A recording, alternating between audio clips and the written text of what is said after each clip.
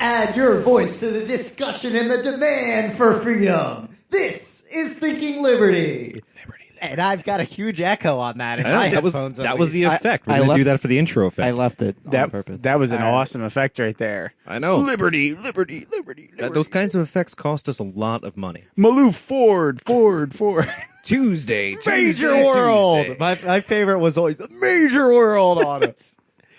That guy apparently calmed down now. So they had a commercial on the radio where he's like real calm, and then he just can't control himself. He just starts going crazy throughout the commercial until eventually he just says, Major World. He's like, "Oh yeah, the stock ratings are going up, and this is a good sign for Major World." Speaking of crazy commercial dudes, whatever happened to the Micro Machines guy? I have no idea. Yeah, the real fast talking guy. I can't remember what happened to him. Apparently, I think that guy was a libertarian too. So interesting stuff. Whatever happened to that guy? Oh, what's the furniture store guy? He's Which got one? like Unclaimed free? No. He's got mean like Bob? the worst public access furniture store rap/song. No, I You don't know. had that to one. have seen this. Okay, I'm only thinking Bob of Bob's Discount Furniture. No. Now this thing was parodied all over the place. I forget All the right. name of it though. Oh wait, no, it's just like a mini mall. You mean? Yeah. Yes, okay, Yeah. You got it. All right. Does anybody remember the tune? I'm not sure I what can't you're remember talking it, though. about. Just like, a mini mall. and he gets his eyes that open real wide. Like, You got to check that out, Darren. You All got right. to I see think that. I think Bile's gonna have to It's play that it's for our just next break. like a mini mall. What was that one? That furniture store that's like, The Red House. yeah, I think Yes, that's the one. right. Our furniture is great for black people. I know. and white people. It says at the Red House where black people and white people buy furniture. At the Red House. Was that like an actual place? Yeah, I think it actually exists, but Okay. I don't think it's a real commercial. And Mexicans too. They put that at the end. No, they said and Hispanics people too. That's what it was. The Hispanics people. Oh, of course. The Hexaspanicans. All right. So what are we even talking about today? We probably Well, have some news items. We haven't introduced the show yet too much. Okay. This is thinkingliberty.net. .net. If you're listening on lrn.fm or something, you can get all our archives, all our contact info at thinkingliberty.net. We've got a chat room going right now. Yeah, We've there's got an people in there. email. We've got Skype. We've got phone number. All types of good stuff. We've got Skype. We actually own it. We've got it. we we are appropriated Microsoft. it from Microsoft. So it turns out we were Microsoft the entire time. We But I'm- didn't even know it. I'm not That's how- taking any responsibility for That's this. how So- that's how big and diversified Microsoft really is. We didn't even know we were Microsoft. Surprise! So, a clone, And we still can't get Coke money. and we can't. It's true. I'm Darian Warden, the BA CEO of Microsoft Incorporated. Okay. What's BACEO mean? Badass. Oh, okay. Come on, Badass that was CEO obvious. is what it stands for. I thought it had something it's to a do good with title. bacon. I'm thinking bacon, bakio, bake. No, but who are These you? people just don't. No, I don't pay attention to that. Keep going. Oh, I'm Bile, the That's producer. fine. I'm Tennyson. I just talk. I'm Bosco. I also talk. He apparently talks sometimes too. Are you going to produce some beer later in the show? I actually have 2 beers. You brought beer? I brought beer. I didn't know you brought beer. I brought beer. That'll be for our 99 beers segment. And I actually needed to like get more beer, so I bought 2 6-packs and then just brought 2 singles in this time. All right. Unless you want to drink. You drank he's the rest actually- of them on the way up. He's actually drinking out of his beer helmet right now. Yes. You know, when I went hiking with Bosco, that was his method of hydration was the beer helmet. You know, he's like, you guys and your camelbacks, we had this figured out years ago. I was talking to That's not somebody. actually what happened. They were talking about eating in a fancy restaurant and like the uncorking fee. So if it's like BYOB, some places will charge you like $25-$30 just to uncork a bottle. So I was like, well, will they charge you to crack open your beers? And the people were like, no, they would not charge you for that. They won't charge you for setting up your beer helmet either because we know you can't reach up there. I'm like, wow, everybody just assumes I have a beer helmet. This is good to know. You do have a beer helmet though. I actually don't own a beer helmet, but I should. Christmas How about a gift. nacho hat? A nacho hat. Nacho man. Got easy Christmas gifts here. Easy Christmas gifts. So send all your nacho hats And your pickled nacho hats. Yes, send us your pickles. Mostly beer helmets, though. Yeah, have we got any pickles yet? We've for the got contest? my set of pickles so This far. so far is the worst pickle contest ever. I know. I'm First- blaming it all on you. First and worst. Yeah, so if you are interested in entering a pickle contest, which is going to take place on October 11th, live on the air with guest hosts. 10, 11, 11. Wow, that's loud. And you want to participate, you can email me, bosco@thinkingliberty.net. I will give you directions on how to send your stuff in, and we will get it. We've got somebody sending in ketchup, too, which is fine with me. That's technically a pickled product. So, And if you Should be a listen good to this podcast like 3 months from now, you can still contact us and we'll still take your pickled product. You just won't win. We just won't tickle it. yeah, you can win a $25 Visa gift card. Look at that. Wow, that's what It's they were. everywhere you want to be. Is it going to be signed by Thinking Liberty? Is it going to be an official Thinking Liberty merchandise? We'll cross out Visa so you can never use it again. We'll just write Thinking Liberty with Sharpie on it, like all our Thinking Liberty official merchandise. Well, it'll be like when you go to a show and they give you a VIP pass and then they all sign it in like a silver marker. We'll do that. There we go. Okay. Thinking Liberty, the flamethrower. Liberty. Kids love this one. We certainly would have a flamethrower if we had that kind of capital for merchandise. So, what are the laws on flamethrowers anyway? This Against seems the like law. You can do whatever you want. This is America. okay. I've seen Right. people construct flamethrowers. I had somebody try to sell me a military flamethrower once, so I don't really know what the I law thought they were are. illegal in a lot of places. Yeah, maybe. Well, it's New Jersey. Everything's illegal here. I mean, Yeah, I don't you think can't it have counts as a slingshots. destructive device. I don't know. It's probably I all don't in know. how you market it. They'll find something to pin you for. You know if why they want everything's to. illegal in New Jersey? Nucky Thompson. That's why. There was another episode of that. not Exactly. too It long was the ago, premiere episode of the second season. I actually have not finished the first season. I'm like I have 3 no idea episodes what you're into the talking first. about. Talking Boardwalk about Empire. Boardwalk Empire. Oh, yeah, there's advertisements all over the subway And for it. I feel like every show that I start watching in a series, like the first season I like, and then the second season, I'm like, wow, they really suck at writing this show. You need to watch. You need to watch Breaking Bad. Breaking Bad. Okay. Oh my gosh, Breaking Bad. I put up a status update on G Plus about Breaking Bad. Yeah, it is definitely, almost certainly, the greatest show on TV that I'm watching right now. I think I'm just gonna wait until Yeah, it's all only these one shows. season left. No. All these shows are over, Right. and then There's when they only- come on, Netflix or Yeah, don't something, then bother I'll with watch the Netflix. whole thing No, no. in one sitting. It's like Lost. You gotta wait for all these people to stop being like, Lost, you gotta watch Lost. And then like it ends, they're like, oh, that sucked. That ending was terrible. It's like, all right, great. Now I'm not gonna watch this crappy show. No, you should still watch that show. I keep telling But myself I'll I watch got to it catch up somewhere. on Twin Peaks. Twin Peaks That's also my another one. next thing. I started watching that, and I only got to like I episode never finished 4. watching Babylon 5. Like, I'll eventually get through it. I need to watch all of Babylon 5, Yeah. but I'm like 4 episodes until the end of Star Trek: Next Generation. Then I go into Deep Space Nine, I know. then Voyager, Yeah, and but Enterprise. and he's Even going to Enterprise, Deep but I'm going to Space. try to fast forward through that stupid fast intro. forward through Enterprise. In college, when the show was still on, and I was watching a couple episodes here and there, I'd download from like IRC. Bosco and our other friends would try to play the music randomly to Enterprise just to torture me. It's pretty bad music. Oh, you mean the opening thing? That really terrible, I've got faith in whatever it is? Oh, And God, the I hate that rocket song. The, images. I know. the montage of all the space stuff. Yeah, Yeah. I wanted to gouge my eyes and Like, ears why out. did Is there, they like- go from the classic formula of Star Trek openings to that? Why would they ruin it that way? Is there because the- like rockets taking off and then like a smokestack? Like, They show falling down ships in the reverse, ocean, and and then, then like, they eventually show rockets, and then they get up to and the a point where there's flagpole Enterprise. being raised and Yeah, someone there's- pole vaulting. There's a and then- little bit of the some sort of like post nationalism there. It's like, okay, Archer is definitely like this American kind of, but they're trying to get past it. The legacy of Star Trek is this non nationalist thing, even though they had representatives from the U.S. and Kirk and from the Soviet Union and Chekhov and whatever. But now it's supposed to be something different, but it's still there. And the whole intro montage is the evolution of human travel from the ships to the rockets to something like the Enterprise, and that's interesting enough. But they could probably have done that outside of a Star Trek intro. They should have done a classic Star Trek intro, and I think people would have appreciated it from the beginning, and that would have been fun. But no, they can't do They that. should have just made an entire show that's the evolution of trekking. They should have done an intro like Trekking Andy across the Warhol universe. style. Oh, That would have been very exciting. There you go. Wait, Yeah, did you just say Andy Warhol? He said Andy style? Warhol style, Yeah. but And Okay. he I'm doing whistled Andy Griffith, I'm doing but I Andy figured Griffith. That's like- all right. that's probably I the figured right if you one. took that with some close sort enough. of strange voiceover, fuzziness, and like close-up pictures of a newspaper, that would be Andy Warhol style. true. Right? It doesn't matter what the music is. You will appreciate this. So I was talking about Breaking Bad with a another high school chemistry teacher. Yeah.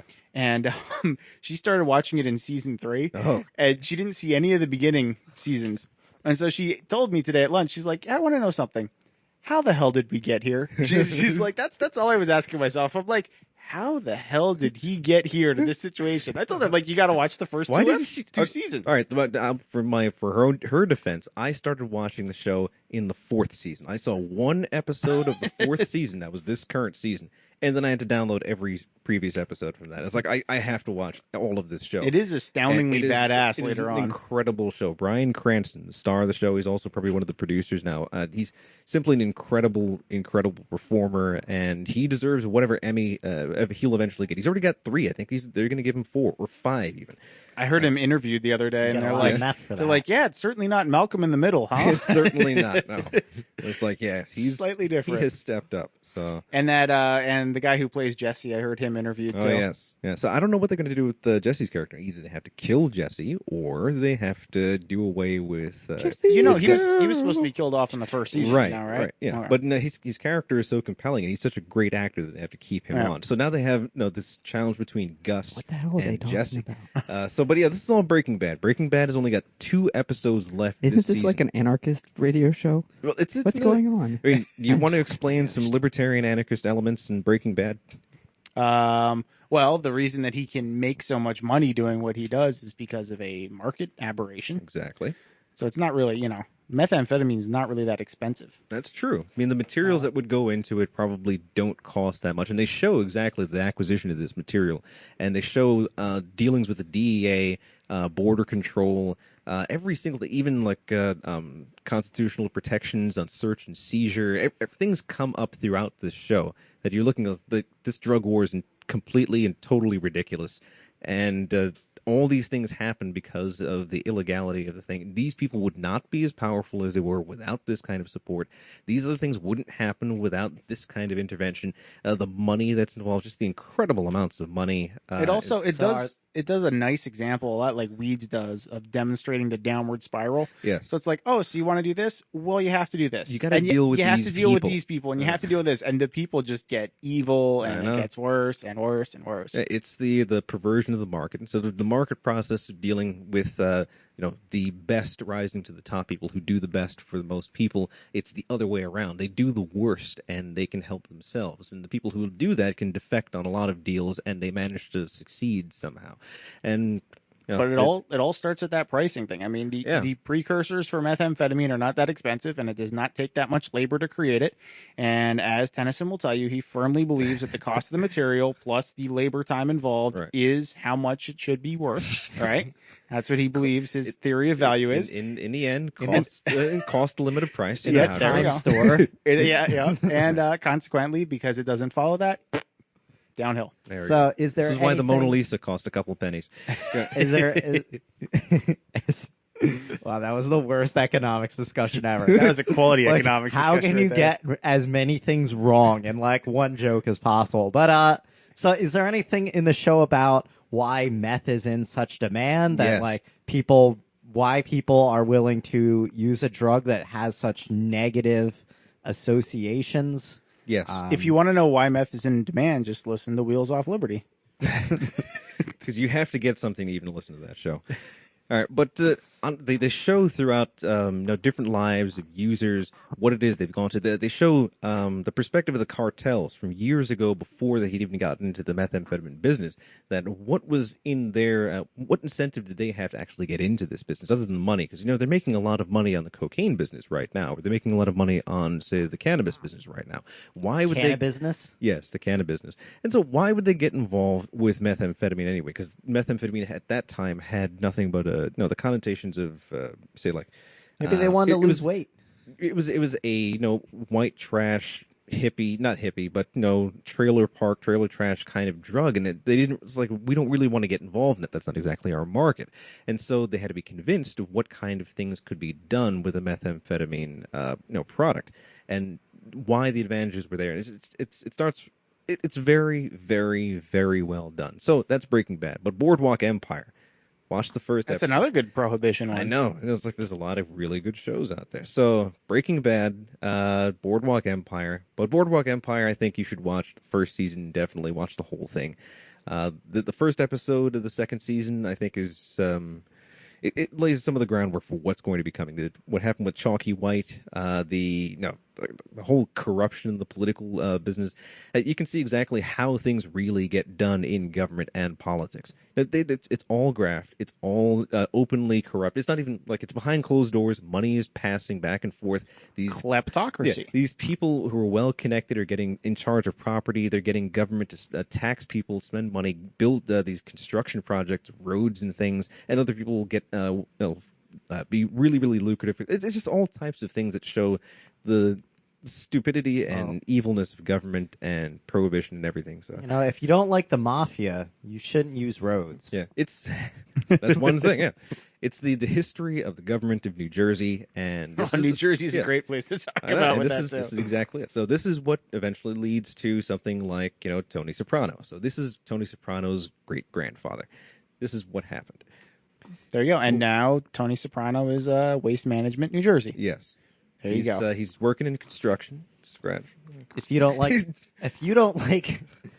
the mafia, then why don't you just throw your garbage in the street? Because no one would pick up your garbage if it wasn't for the mafia. There you go. I was actually just reading about a bunch of New Jersey towns got together to put in one of the a really big garbage contracting bid, Yeah. and they were talking about how great it was that they all got together so they could get this phenomenal price and they could save $900,000 or whatever it worked out to be that they were actually saving. But I also think that if you can offer ginormous contracts like that, that's going to change things up a little bit because you're only going to be served by people who are big enough to handle that sort of capacity. So it kind of tends to push out the little guy. And it's not like you have an option when you're in a town of who picks up your garbage. Maybe I could pick up my own garbage. And then I mean, you it's could- interesting. It's like then I can opt out of the taxes, right? it's not like there's just a requirement to have someone take your garbage away. It's you have to pay this particular company. It's not that Yeah. the government takes your garbage away. It's the government's requiring you to pay this one particular company. And in some ways, you could see where that would be more efficient. You only have one truck driving through a street rather than several trucks. But then it becomes a monopoly because it's legislated, or not necessarily legislated, but decided upon that only one company is going to serve this area. So, There's no Coke. It's all Pepsi. and It's all Crystal Pepsi. anytime you have a monopoly, then you're going to start to see the negative effects of monopoly, inefficiency, lack of competition. Never going past go and collecting $200. Yeah. One of the big issues with Monopoly. All the good cards don't put you past go. You get one of those bad monopolies, where it's a circle instead of the traditional square. Yeah, aren't there a ton of different Monopoly There games now? are. Monopoly based on Star what's the Wars. town? No. It's the town in New Jersey. Atlantic City. Atlantic City, also having to do with Boardwalk Empire. Yep. Also, state secured monopolies in general. in Also, Atlantic you City. want to get Boardwalk because then you win. True. Also, Atlantic City has a very unique economy because it's one could of the put that legal hotel places right in New on Jersey you can Boardwalk. gamble. Yeah. So just that in and of itself tends to warp things. So it's kind of a geographic monopoly. Exactly. Get a hotel, put it on the boardwalk right there. You can charge so much money. And then people end up getting nicked for that luxury tax later on. But if you're the banker, then you can do pretty well. Well, you can't just pass through an area. You have to stay at some exorbitantly priced hotel. Well, yeah. You can't just homestead the area that's not being used in Whoa, Monopoly. whoa! You can do it for Homestead an money. area not being used. That's Well, communist. you start out, you can homestead an area. Like that's you homestead it by, passing through an area and paying the banker. Cuz that's the way things should work. You happen to land in a certain area by the luck of who rolls the dice, and then if you have enough money, you pay the banker and they'll give you a little card that says, I own this. And anybody else who wants to use this tiny little space of paper has to pay you. I want to see like the Darien Monopoly game, which starts with like the rules booklet, 52 pages on possession versus ownership. It's like, let's start there. I want to see the Kevin Carson Monopoly. The four Monopolies. All right. There's four sides of the board. We got to ask him in the email list. So ask him, Kevin, right? Do a Monopoly. Yes. Yeah. No, there was a recent story. No, Mutualopoly. libertarian related with Monopoly and real money. So apparently, there's been hyperinflation in not in Monopoly money, but Monopoly money is now worth a whole lot more in comparison to the fiat money that's printed off by the Federal Reserve and the government. So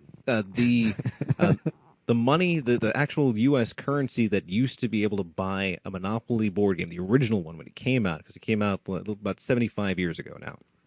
It got you this quality game, it got you these pieces, it got you this much. And now it gives you this, really, really cheap looking game. It doesn't give you the right pieces anymore. They're not made of metal. They're not anything.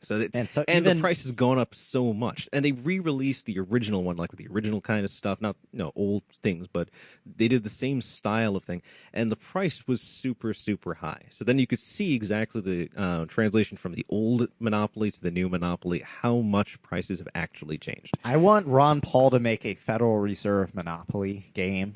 That would be interesting. Ron Paul was on the Daily Show last night. Did you see that? Yeah, I heard he had a Webster Hall. New Yeah, York he- public he was there appearance. too, right? He went to Webster Hall, I guess, afterwards. But he was on the Judge Napolitano's Yeah, he was Freedom also on March. Freedom March. He did that's right. like a 10-minute. He did a whole New York 15-minute tour. Yeah. Then he went to. Did he want to occupy Wall Street too? No, I don't think so. He was in You Midtown. should. Seems like he could show solidarity there, right? Maybe. I don't know that a lot of the people down there would appreciate him. I think they would. You never know. But in any case, he went to Daily Show, which was not a bad interview.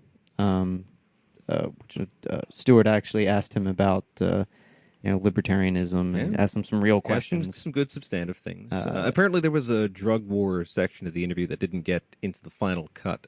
So, Why do you want all black people to use crack, Ron Paul? when did you stop beating your wife? And then I guess at Webster Hall, they had according to CNN and several other websites, they had almost 1,900 people at Webster Hall. They had to upgrade from like the medium-sized room to the large room, which they kept saying, this is where Mick Jagger and Madonna, Right. go That's- usually. That's where Emma And Goldman it was, used to be. It was sold out, apparently. Did you say that's where Emma Goldman used to be? Yeah. I mean, she actually did give anarchist speeches at Webster Hall in New York. Oh, I didn't know that. Yeah, New York anarchist history. I So. thought you were being facetious. Oh. Also, you can see on the chat room here, it says Carson probably just plays the landlord's game, which is a single tax game that Monopoly basically ripped off. There you go. Really? Oh, speaking of landlord have, and I have a friend who specifically told me that he'd seen Ron Paul people at the Wall Street. Yeah, thing, there so- were Ron Paul people there. cool. There's some ANCAPs libertarians that are down there. They make notes and they tell us about what's going on. If you look on Facebook, etc., you'll see some updates.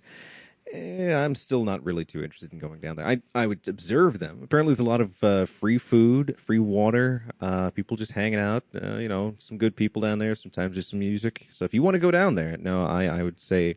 No, feel free before you get maced. Oh, I recommend it. I mean, it's cool to see this kind of thing where people have this optimism that a new order can be made in the streets among the people, and yeah, they don't. There's not like the specific thing, the specific plan or plot that they're pushing, but there's a clear rejection of the current system that's dominated by That's not political and economic elites. That's probably not enough to actually get them real attention from the media. The media wants, a packaged message that they can take with them. That's not just about rejection, but what exactly do they want? And everybody down there have a different answer. I think they've been getting more media attention, and the coverage I've seen, they actually said that. They said, these people have complaints, but they don't have solutions. Right. All right. Well, But I think they have solutions. It's just They have terrible solutions generally. in a democratic system that respects people's opinions. You have to take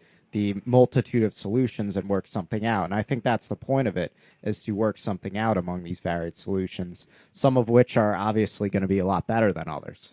The interesting thing is, I think it's getting more media coverage. So what I'm hearing on the radio, what I'm seeing in just Google News, randomly searching through during the day, things like that, it seems like it's getting more coverage because they're talking about, now they're saying, hundreds of protesters. They're talking about protests in other cities, Chicago and other places like that, where they're seeing some things spring up. I hear something's going to happen in D.C. Apparently, there could be an Occupy K Street kind of thing. There was an Occupy DC scheduled for a time in October. I think on the 6th is when a lot of them were supposed to leave New York and go down to D.C. Yeah, All right, well, there's I mean, also they're either going to get arrested here in New York or whatever, but I don't think New York is going to tolerate this. For Well, much they longer. arrested a bunch of people already. I think they're which gonna caused try and go for I think that's why the publicity is increased, because I Right. know in one of the articles I read, they said I guess some teacher from New Jersey with her friend or something showed up because of the arrests, and there was a bunch of other people there. Oh, that And they sounds had good. the video of people getting maced and Yeah, corralled and stuff like that. ridiculous video. I mean, even from like a really weird. state law and order perspective, all right,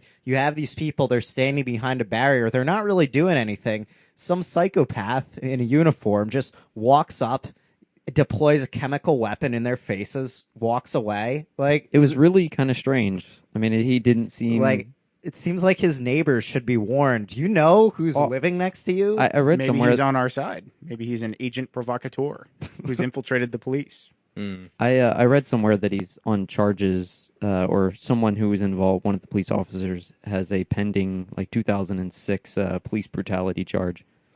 Well, don't worry. I'm sure the people, 2006. the people Yeah. who have, don't worry, guys. It was a couple years old. Don't worry, we're just civilians. The people who have access to all the relevant information and have experience and the experts, they're going to decide something. We don't have to worry about it. Trust them. Yeah, in our chat room, Joel Schlossberg is saying, I think the Wall Street protesters are in the wrong city, which is a quote from Thaddeus Russell. Now, Thaddeus Russell is the author of A Renegade History of the United States. I talked about him like a couple of weeks ago.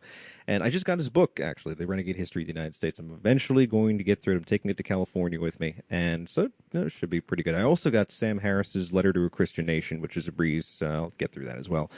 I think they're in the right city. Yeah, I really think New York runs pretty much everything. yeah, they got to go to D.C. So No, I think DC just sort of takes orders D.C. is the administrative wing. I mean, New York is where things get done. or decided and, Yeah. influenced and things like that. I Right. really think DC is just a lot of show. And Yeah, but you have to do both places. You can't just do capital. You have to do capital and state.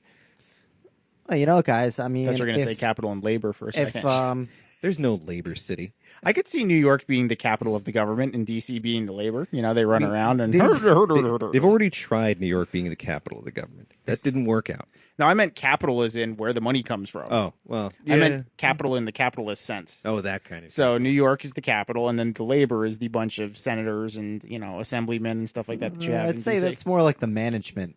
the management. Who's the, labor? labor? The labor cops? is the rest of us who have rest- to pay these people. We're clearly not the customer. I think we're more the machine. We just get shook down. We don't really have a So, no, they're in a big club, and the club is used to beat you with. Who If we said didn't that? if we didn't have all these serious people making serious decisions, giving money to all these serious bankers, then how are people without jobs and with heavy taxes And going to debts. pay for all these bonuses on Wall Street? I mean, the economy would collapse if we didn't do things like this. I know. We should, the ordinary people have to sacrifice for war, for politicians' power, and for executive bonuses. I mean, that's how civilization works. there You any- have lots of people getting screwed and some people getting it good, Is right? there anything more noble worth dying for? I mean, CEO's bonus, the difference between a Gulfstream 4 and a Gulfstream 5. You have to do these things. Yeah, you don't want you don't want to take down civilization here. I mean, These- the way things are is the way that things have to be. These people, That's clearly these people are the engine of the world. They are the motor. And if they ever decide to stop, God help us all, they should just decide to just not do this. It would be like Somalia. I mean, yeah, it wouldn't even be like that. It would be more like Detroit. But It would be like this place where people got screwed by governments for years and then keep getting screwed by foreign governments. there you go. So, All right, Yeah, good but times. How did we there's even get onto this? Occupy. The Occupy New York. I think it's inspiring more people to do Occupy events in their local cities. So they're going And- to occupy every bathroom in the city. Yes, and then have a general assembly. Occupado. Yeah. I think an important thing to think of here is the General Assembly thing that's going on, where they have a consensus style democratic thing They that were, they're talk- making. they were So talking it's about like, that in the press, too. So you mean like a Paris Commune type thing? When you well, mean by I General think Assembly? it gives people the experience and the infrastructure and like just kind of a reference point for moving forward to I see. The, a more libertarian society. The report I was reading talked about how, because they don't have loudspeakers when somebody's talking, they do it in this short phrase and then everybody repeats what they say. And then they do another short phrase and everybody repeats what they say so that people can hear. And then to see how people feel about the idea as opposed to like applause or something like that, they're having people lift their hands up Thumbs above up. their heads and wiggle their fingers like jazz hand style. So they're saying in the report, they're like, it looks very, very strange. Yeah. It looks like something that was like hatched out of an anarchist bookstore. And They've somebody's all- like, this is what a they great should do is system. start giving a spores-friendly thumbs up. Well, the waving the fingers is so that like people can. There's a quick visual of who approves without like the disruption of applause. And I Jazz saw them hands. doing it with a megaphone before. Are they no longer permitted to use a megaphone? Hey, or you got me. did they run out of batteries or The last- something? the last or did thing they I just saw was- decide that this was the way to do it? Was like, Probably passed the noise ordinance while they weren't looking. there's probably like 7 of them on the books. They just picked the one they want. Yeah. We just got this great noise ordinance from Keene, New Hampshire. It's got you'll love Like, this. here's one that's specifically directed to communists like you. Okay. Speaking of communists, and we were talking about property rights a little bit earlier, there's a pretty good blog post on Division by Zero's blog. Oh yeah, the one of Talking it's a about- criticism of Molyneux. is it? Yeah, it's a criticism of Molyneux and talking about the his criticisms of the NAP and things like that, and it was good. It was very well written. Well, I'd like to see either Molyneux or somebody, even Stefan Kinsella, try and address things by DB0. I think that the issue is, I don't know, I've never seen DB0 speak, so I think he, I don't need him to speak. well, that's what I'm saying. I think he may not be a very engaging public speaker. I don't know that for sure, but I would love to see Stefan Molyneux and somebody arguing DB0's side actually. So Dialogue. No, where they can can people do it find in they this? can do it in writing. I'm Because kind Molyneux- of tired of text. I like seeing people's facial expressions. I mean, Molyneux You want it to started be done off, with grunting. Molyneux does that relatively often. yeah, He With debates who, though? people. Well, I mean, all kinds of different people. Yeah. I'd like to see it with somebody coming from the ANCOM We'll try to side. set it up. Yeah, I mean, so Just Molyneux. talk to him Yeah, about I mean, it. he's already interacting with Molyneux with his criticism, so Molyneux will see this, or he'll at least hear of it, and so he'll write something if that needs to be done. Because he started out as a writer, so Apparently, like DB0 said, he tried to call in and it didn't work or whatever, or something Okay. like that. But I like seeing people talk, I guess, is what I'm trying to say. But anyway, this particular article, very good. I suggest you give it a read. Even if you don't agree with it, I think it's a really good representation of his side. oh yeah, he's usually got some really good stuff on that side. And where can you go for that? Divisionbyzero.blogspot.com. So, yeah, I could just look up DB0, the letters D and B and the number 0, and you should find him eventually. And also the words Division by 0 will help. Okay. Yep. Oh, and by the way, for Occupy Wall Street news, Occupy the Nation news, just the best place I think is just to look at Twitter and then do the hashtag search for Occupy Wall Street. Yeah, you don't have to have a Twitter account to do that. At least last time I tried without logging in, you could do that. So it's a good place. I think David Graeber wrote an article in The Guardian. There's some others out there. So Yeah. apparently Amy Goodman and Cornell West are there today. How did David Graeber get published in The Guardian? He's a serious person, obviously. I mean, Serious. is Bob Murphy going to get published in The Guardian? I don't know. Maybe. I don't think he is.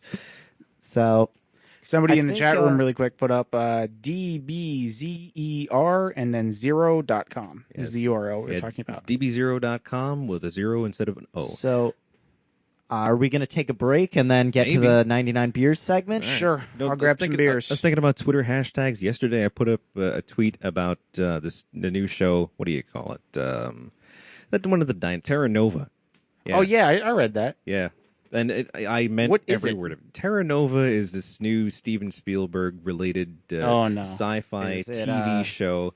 Is it that- a special effects show? There are definitely lots of special effects in the show, and so it was the premiere last night. It was a 2-hour thing, and it's basically the whole thing is the entire world is ruined because of environmental destruction. So, in order to live, what the human beings are doing is they're going to get in a big time machine and start sending the population 85 million years into the past. You lost me. Yeah, there. So I You tweeted. lost you in that? That wasn't that long. Yeah, I tweeted. I guess I just started reading the chat room. I know. because- I tweeted that this show is absurdity on top of absurdity. So But yeah. absurdity on stilts. Yeah, it's no, not nonsense on stilts like natural rights or whatever. Yeah, an imprescriptible natural rights, but it's absurdity heaped upon absurdity. But I will watch the first season at least. All right. All right, let's go to break then. All right. All right, so Well- we're going to go to break. When we come back, we're going to have the Fix Brewing 99 beers segment. We're going to have some talk about comics and shows and some more Thinking Liberty. So stay tuned, thinkingliberty.net.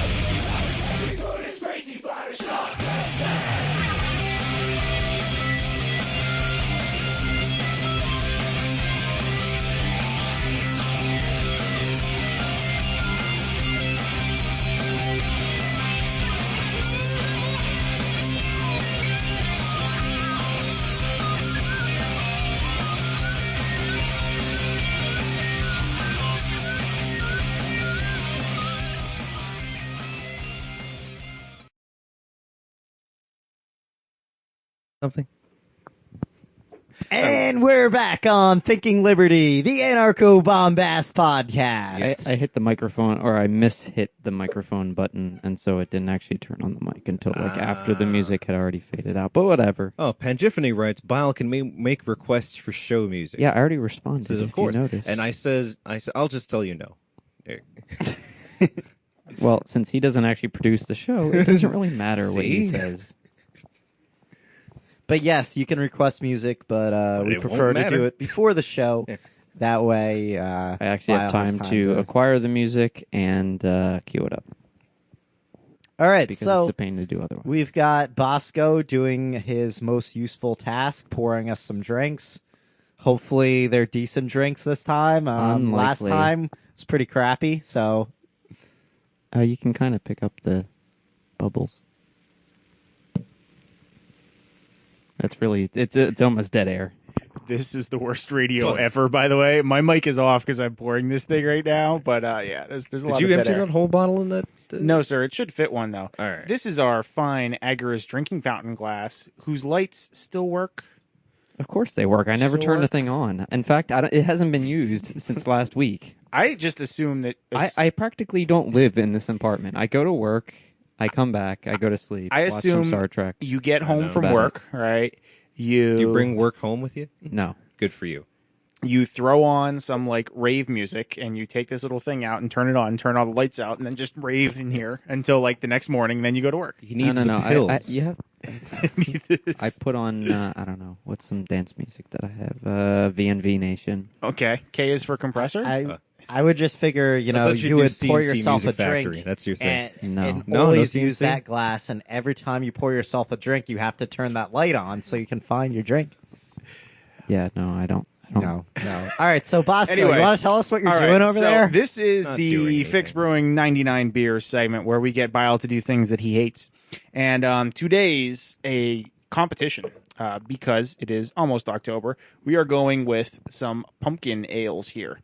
So what we're going to try is we've got a Post Road pumpkin ale. All right. We're going to verse that against a Shock Top pumpkin wheat beer. Shock Top, everything seems to be wheat. But, it's the time of year for them. So I figured we'd try that. So here you go, Bile. Here's your first one, the Post Road. Post Road. Post Road Pumpkin Ale. Post road. So you got to tell us going. what it looks like, what it smells like, what it Very tastes good. like, how it feels in your mouth. Mouth. Mouth. It's slightly reddish. Okay. Fairly light colored. I can smell the pumpkin in it though. Fresh. I'm going to try pumpkin not to ale. get bubbles in my nose this time. Yeah, but it's So funny when you do. Okay, for It was the only rest the of one the show, Bosco has to end every sentence with "in your mouth." in your mouth. Yeah, I- I can, once I can again, kind if of I- tell there's a little pumpkin in there. If I brewed a pumpkin ale, it would be called Blumpkin Ale. That's what I would Oh. name it. I don't want any of the Blumpkin ale. Everybody wants that. No. So I hear that you have been going through some process to try and control your bacteria growth. Was it?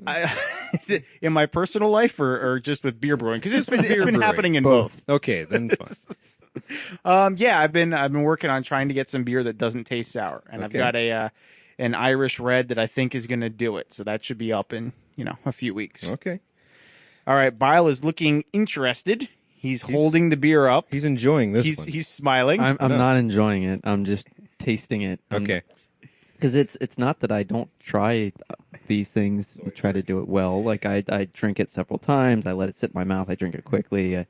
All those random things that you're supposed to do. I guess I'm just making that up actually, but it in my mind it makes sense. So I'm trying to. We got a proposed motto in the chat room from the other Zoidberg: Blumpkin Ale in your mouth.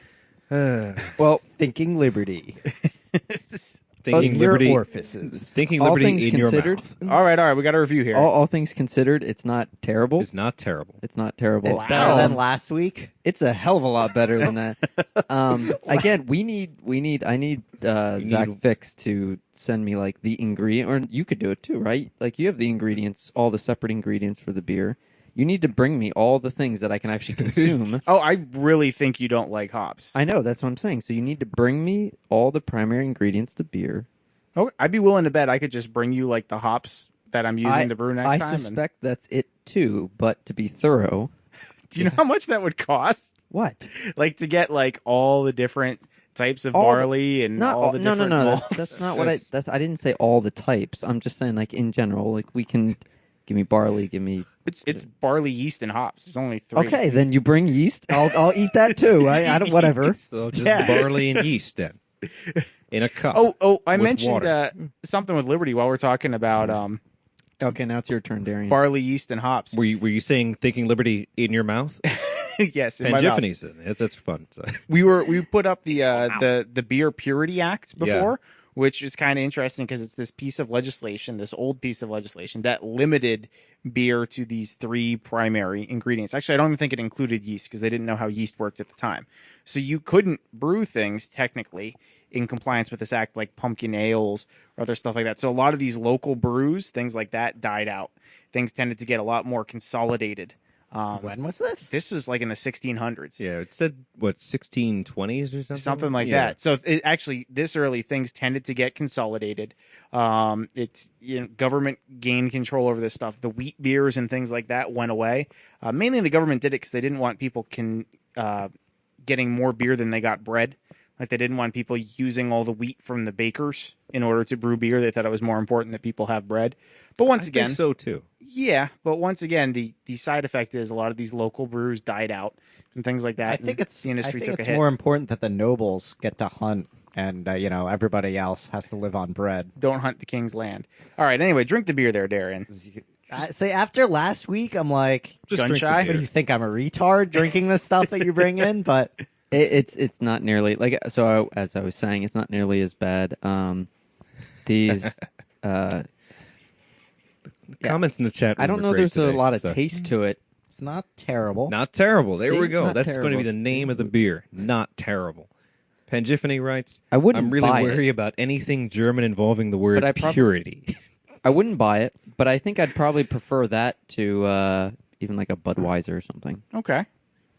Thinking Liberty Blumpkin Ale in your mouth. With German purity. You know, we Yeah, can in get compliance with the beer between Purity you, Act. between you and Zach Fix, we could get this Blumpkin Ale. You know, we can. Oh, actually, figure something out. what I was brewing down there with Stop him, or talking what he about was that. brewing, and I was trying to help, was a pumpkin ale that's come out now. I think he just bottled it recently or something like that. Yeah, but is it Thinking Liberty Blumpkin Ale? No, it's a Fix Brewing Right. pumpkin ale. So I'm saying that we could get him. We could contract him to make it for us. to make a Blumpkin ale. Yeah, and we could sell it at Porkfest next year. I think if I was going to make a Blumpkin ale, I'd want to make it myself so I know it's contaminated. Because then I'd be like, dude, it's got Blumpkin right on the label. What were you expecting? And people would be like, it makes my eyes bleed. And I'd be like, I know. Well, fine. Then you'll make yours, and then I'll contract Zach, and then we'll Well, I sell both. see, but my brewing group, Break Brewing, we are already going to be litigious as hell. So if you take our Blumpkin Ale name, we're just going to sue immediately. Actually, I think we're going to sue people who serve beer in bottles because we use bottles. We're taking the Apple tactic here. So Break Brewing. yeah, Okay. opposite of Fix. I know. But how are you going to spell it? With two Ks. More like two A's sound right, though. Briac? No, just, Make it- just break. Brax Brewing. Brax Brewing? Ah! So it'd just be BRAAK. All right, here, let me get some of this beer. Did you try any? Yeah, I had like 3 sips. What'd you didn't think? see- I took a third sip, so that tells you something. It wasn't terrible. It's definitely not what I would call a good beverage, but Right. All right, it's got like a something that I could at least drink. has Unlike a last golden week, it was like- clear, It slight has, red to it it. has less flavor than I expected. Finish is kind of dry. You can smell the pumpkin more than you can taste the pumpkin. Are you smelling pumpkin or are you smelling pumpkin spices? Pumpkin like, spice more than anything like else. pumpkin. Does pumpkin even like taste like anything by itself? Yeah, it Other does. than- Not unless you like- dry the heck out of it out and grind it up and make it into pumpkin pie spice. I've put Which is pumpkin so in delicious. like rice. But I like very, butternut very good. squash pie better. Okay. Yeah, I mean the carbonation's kind of like it's got the really small bubbles. It's light, yeah. Yeah. But it's very just non kind of descript. Yeah, it's nondescript. It tastes like a pretty normal ale with a hint of pumpkin to it. Okie dokie. Anybody want to finish this? No, No. Nah. All right. Okay. Next up, we got the we really need more bigger drinkers. the Maybe shock. some of the other guys. I think the other people are going to help us out. The shock top pumpkin wheat. Speaking of which, so I think did we talk about that we're probably moving to Thursdays? So anyone who's listening will probably be moving to a Thursday schedule, but not every week. And we still have to work out the details. And not till after the 11th. Yeah, not till after 11. We're gonna but have a show next week, actually, with Keith Taylor. Should be good. He's gonna talk about cooperatives. Gonna and talk how about they work. Taylorism. And then we're going to have the pickling show on October 11th. Yeah, and then the week after that, well, whenever we have sufficient number of Listeners. hosts, we will have a Thursday Capital. show. So if anyone's in the New York City area or North New Jersey area and wishes to be a guest host or a regular host on Thinking Liberty, contact us at contact@thinkingliberty.net, And, we have a procedure.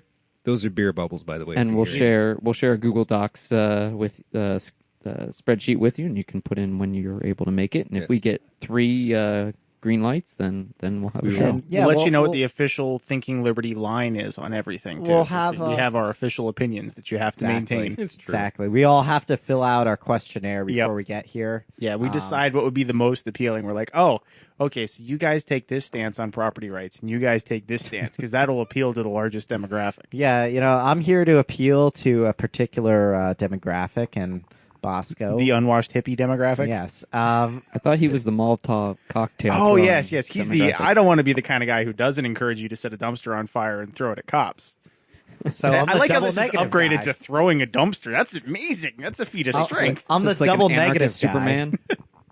I'm the double not negative guy. Double so not negative. So yeah, but if you want to be on the show, we'll put you through a series of phone interviews, and then you'll have to take a train to the Thinking Liberty office. It has to be a train. I thought you were going to say a series of trials and tests. Yeah, feats of strength. You're gonna have to clean out some stables for us. We're gonna get a lot of free work out of you, and then at the end, we'll keep your resume on file.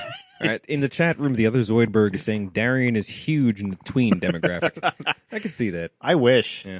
We need like a Hannah Montana segment. I think that's what we really need. That would appeal to our fans. I don't think that's popular anymore. Oh, damn it. Now I'm the- getting old. The actual artist is popular, so Oh, okay. What's the artist name? Miley Cyrus. Oh. And yeah, I know a few of her songs, so can't help. So it. Tennyson's the tween connection here, I think. Yeah, I thought that was already obvious. I do like Miley Cyrus. So I do like them youngs. it says high school girls. Actually, how old is she? I mean, it's been a while. She's since- over 18 now. Yeah, I thought so. I know. I'm sure there's, like, marked on his calendar. He's got that. That's like all his Google Calendar. It's like Like celebrity birthdays.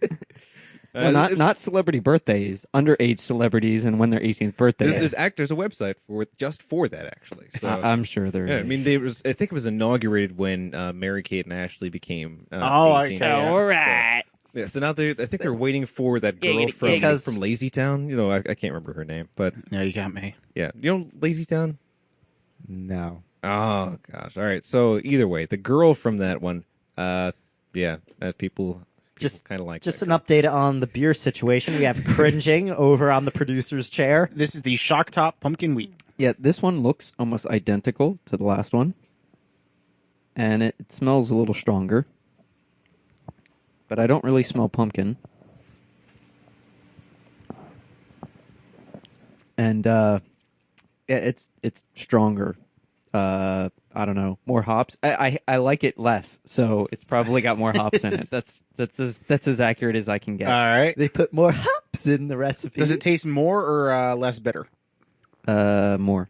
More? Okay. Because hops can work as a bittering agent. They can add a floral to it too, depending on when you put them in. Maybe they should just not put those things in. Things that you Hops drink. are awesome, dude. I learned about Citra hops the other day. Well, I remember in relatively college, new. But Mike, who's been on the show, used to drink Multigoya, and I didn't like that either. yeah, so that's just your malted taste. Really, Yeah. no hops in that. Yeah. So and I this didn't smells more beery and therefore less good. More beery, less good. Very specific. I'm glad that I have someone A here. that- numbskull next to you. Somebody someone that that- makes everybody look smart. No, someone that agrees with me about how bad these beers are. We know what's up on this side of the room. Juliana Rose Moriello. That was her name. I'm glad I'm drinking from 12-ounce bottles tonight, as opposed to the regular 20-ouncers I get. Yeah, that last week, the one last week is like 7.5. Yeah, it was kind of brutal last week. It just tastes like sour. Oh, no, you don't know Disgustingness. sour, dude. I will let you taste sour. You can suck on my siphon hose. It's totally sour. Yeah, no. So that was That was Yeah. literal. That was Yeah, entirely literal. that was good. this is definitely Suck on my worse than the siphon other one. I need to get a new one. It's sour. Oh, so yes, so Juliana Rose Moriello is What are you now talk- 20 years old. She's the girl from Lazy Town. I have no Yes. idea what you're talking I know. about. I She's the will- girl from Lazy Eye. Lazy Town. I will send you the video. She has a lazy eye. Do you like chicks with lazy eyes? She has That's a cool. wooden eye. What? You're into Just- pirate porn? just a what? wooden eye. Arr. Well, what? There's that like trilogy, Pirates. No, I actually I gotta admit I really like the Pirates of the Caribbean trilogy. Like Yeah. I go to the Well, It's not theater. a trilogy It's four anymore. now. Oh yeah, there's 4. Yeah, so It's, I go to the theater with it's a Megan whenever the new tetralogy. ones come He out. only acknowledges the trilogy. I actually like This all trilogy of them. was better before it was a quadrilogy. I think I like the 4th one the most. Yeah, the fourth one is apparently much better than the third. The third one was just way too long. I don't know why they kept going on. I Pretty like sure it. I've only Yeah. seen the first one and How probably you not missing all. the of them. second one? first At least watch the second one. That one's an excellent movie. So they're all very good. It's that somehow they made a good movie based on a theme park ride. And now we're going to talk about barely the based libertarian themes in Pirates of the Caribbean and the relationship with pirates in general. But no, real I quick, haven't read that No, we're book not. yet. with Taran Lupo's book? No. The You mean Leeson's book? Under the Black Flag? pirate economics book. Peter Leeson's Yeah, book. by Leeson. Yeah. I haven't read it yet. I have it, but I haven't read it. Is this on retro pirates or modern pirates? Retro Pirates. So Bosco, go. Nobody likes modern pirates. Okay, so this one's the same color. It's got the same. I'd say it's actually less carbonated than the other one. It definitely tastes more of the spice and less like a typical ale underneath it. I'd say this beer tastes more put together than the other one, whereas the other one has these distinct constituent parts. This one kind of flows. You can taste how it's got a little bit more wheat in it. I prefer this one. I wouldn't say it has bittering hops in it though. I just say there's more flavor in general, so it definitely tastes more like the the grains. You can taste more of the wheat, and the pumpkin comes off better. It tastes more infused than the other one, which tastes kind of separate. So you might actually just legitimately not like the flavor of grain steeped for a while and then fermented. Might just not like the flavor of things that don't taste good. Yeah, there's that too. I could drink the Shock Top all day. The Post Road's a little bit rough. It's not terrible, but it tastes a little meh. All right. I'd rather so have ginger beer. Fair enough. I'd has- rather have water, the drink of the gods. No. Dude, the gods wouldn't drink water. Gods drink mead. Which No. gods? I mean the, The Norse, awesome ones? The Norse gods? Actually, the Oh, awesome that was ones gross. drink whatever they can get. Bacchus he'll take what you give him, Yeah, the Greek and he'll gods, take a hogshead of it. The Greek gods have ichor. So Oh, okay, yeah. they have ambrosia and ichor. Did Apple make that? I They always do. I always wondered. Actually, I mean, Steve only had some, but he didn't get enough because he kind of he relapsed. I always wondered with ambrosia, like it's got to get boring after a while. It has to, even if it's the perfect food. It's got to get boring. Well, doesn't mean they don't eat other things. Just when they go to Olympus and they have one of the big rounds where they get all the gods together, that's the thing that they eat, and it somehow sustains them in their immortality and amazingness. Now, does their ambrosia have the regular white marshmallows in it or the colored marshmallows? It has That's no racist. marshmallows. Damn. There's no marshmallows at all. But the Norse gods, they have apples. That's what they eat. They eat Idun's apples. That seems a lot more Norse. Yes, it is very Norse. You have apples, and that's what you eat. Yes. Crush, kill, and destroy. Well, You just got to find the right apples. yeah, the gods of Asgard don't really care for all this. I mean, the other ones, the ones on the The other side, Asgards. I like the Asgards. Yeah. Speaking, They were cool. Yeah, They were species. awesome, yeah. was it the gods of Midgard? I think they're probably the ones who do that. So I totally forgot about the Asgards from How Stargate. could you I get think Asgards? they might actually be Thor was badass. They were really good. Okay, second to like the whole. No, they were awesome because they were mixed in with the Ori arc, right? Yeah. They, Yeah. they were getting their asses handed to them. That was awesome. Finding out what the Asgards were was awesome. That was really good. That beginning Stargate. Teal'c gets stuck in the trap, and because he's got a symbiote that he can't get out of the. Yeah. the whole I thing, just want to and- say that the band Tyr, a Viking metal band, has a new album out, and I've been listening to some of it on YouTube, Never and heard it's of it. awesome. eh. It's called like the Lay of Thrym. I'll Good have to stuff. check that out. I Check it recently out. saw Opeth last Wednesday, and that concert was really, really good. And I would have recommended it to anyone, even if you didn't like metal, because it even though Opeth is generally a progressive death metal band, they didn't play any of their death metal songs. It was all melodic. It was all just casual singing and jamming out. It was like That sounds nice. It was a very relaxing, very good show. And when the crowd sort of, made fun of the singer for not, they wanted him to play some of their death metal songs, and so he just went "Grr," into the mic, and that was it. And they started That's heckling enough. him. Yeah. And he started talking about, I guess he got his hair cut, and he had like much longer hair, and he said that his sister cut it. They're from Sweden, I think, and he said that she works for some company that also cuts the royalties' hair, and so everyone starts cheering, and he looks really bewildered. This is what you know about like the Swedish or wherever they're from royalty, like the prince. Well, he's like name the two princesses, and people start yelling stuff, and he goes, "There's no." He's like, no. There's the princess I would screw number 1, and there's the other princess I would screw number 2, and that's it. But it was a really good show. And then I saw Yes. Caius and the Sword on Friday, and Somewhat that was related also to very that, good. Miranda Cosgrove. There you go. Who's Miranda Cosgrove? Miranda Cosgrove is the star of iCarly on Nickelodeon. So Yes, Dude, what are you because doing watching Nickelodeon? I and don't For the watch taking, chicks, Nickelodeon. taking obviously. freaking notes on, Yeah. when the people turn 18. I- This is scary. Yeah, I don't watch Nickelodeon, but I've seen enough because I watch Cartoon Network, and then like I've always hated Nickelodeon and the Disney Channel, and so when kids come over to the house, they tend to watch Nickelodeon. I never understand what the attraction to Nickelodeon was, but then the commercials come on and they show commercials for iCarly, and then iCarly commercials come on other channels as well. burping And up the beer. Ugh. Miranda Cosgrove is now like a music star and other things. Well, she's trying to be. And she turned 18 this year. She turned 18 this May. She was born 1993. 12-year-olds. Dude. So I 12-year-olds. I think Tennyson needs to have his own podcast of the age of the stars. Creepy Tennyson show? Now here's another girl who's about to turn 18. It's going to be Quagmire. So I'm getting Quagmire on the show. And then we'll have him talk about it. Quagmire How- really doesn't care if you're 18. He goes up to Meg and says, "Hey, Meg, 18 yet?" I said, "Nope." "All right." And says, "Hi, Mr. Quag. Gotta go." Then he goes up to that the house with the high school kids, and their mother was there, and it's like, it's gonna scar these girls for life. And it's like, it's gonna call her mom. She's like, "I like where this is going." All right. All So right. See, what we gotta else get is off going that. on in the world?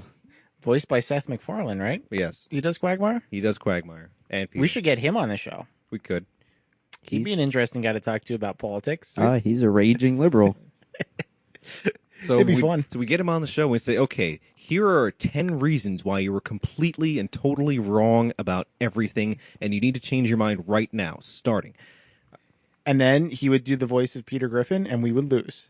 Yeah. Like, seriously, all you need is a funny voice to win debates. Like, he could just hose you in a public debate. I don't know. You've got a pretty good voice. Yeah. Darian, start working on your Bullwinkle. Darian, you would get destroyed. Yeah. No, I'd just be like, not funny. Not funny. And he would just do something with it, and you'd lose. Oh. Trust me. I scared Annie off the internet.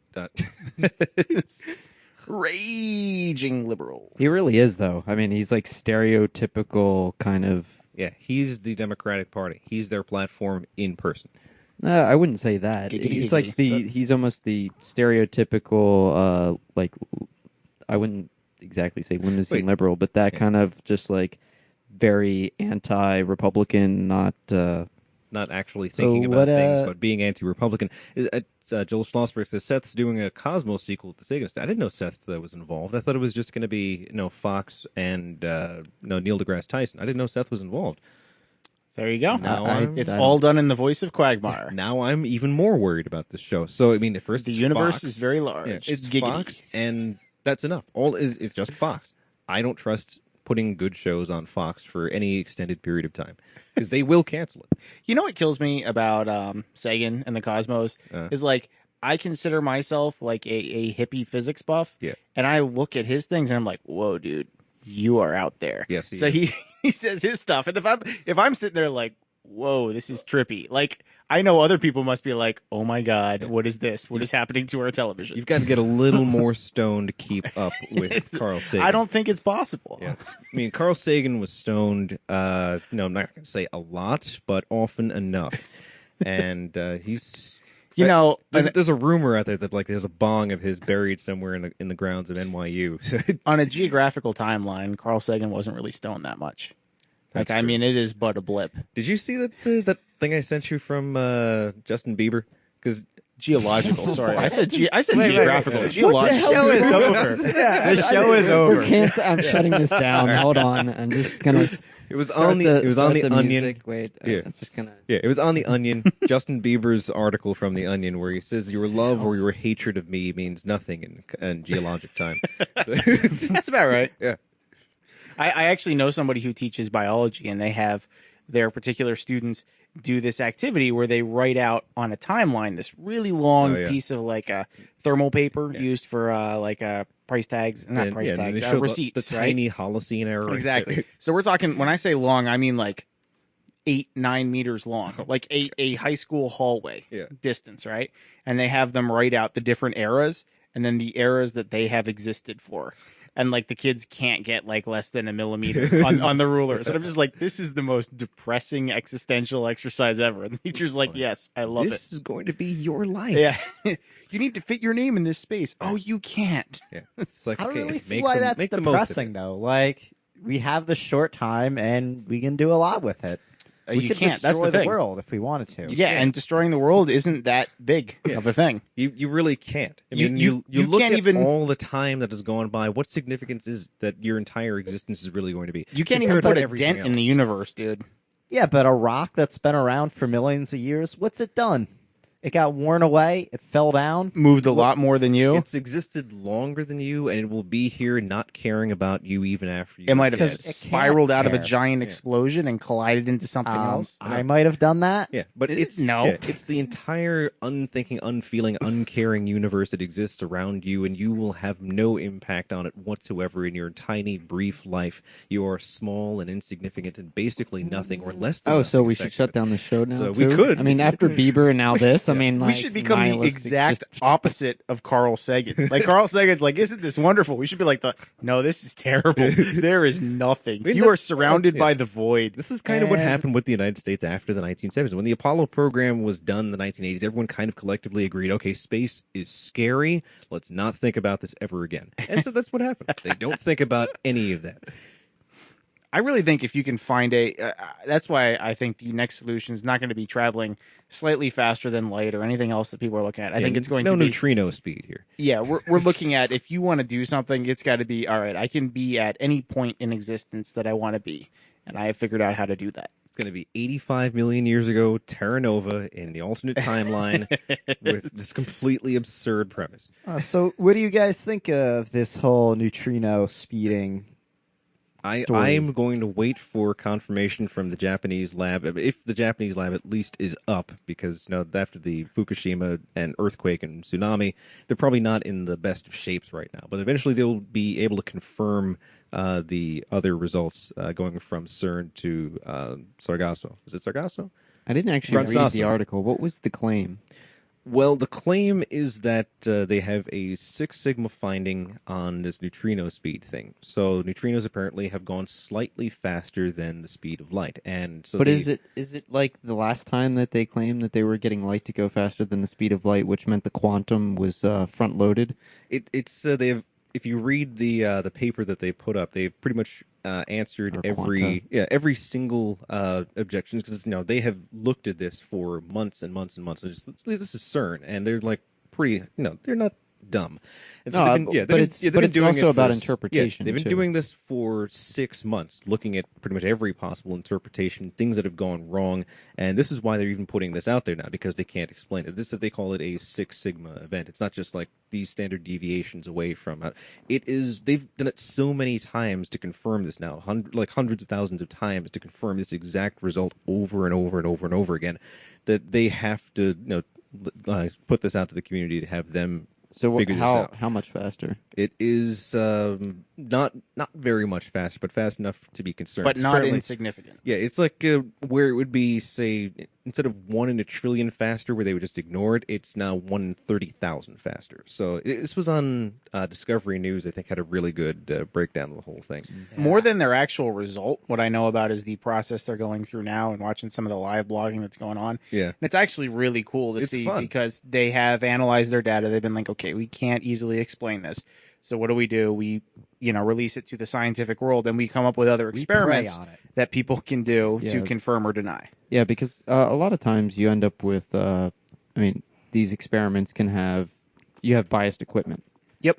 So if you don't replicate it on totally separate Well, that's setups, the then- issue. Everything you're dealing with too is the only one in the world, Right, and that's, so everything has its unique. Like we're the only a one that funny does quote this, we're the on only one there. that does that. I mean, that's a quote from Joel Schlossberg. He's been putting up a lot of stuff today.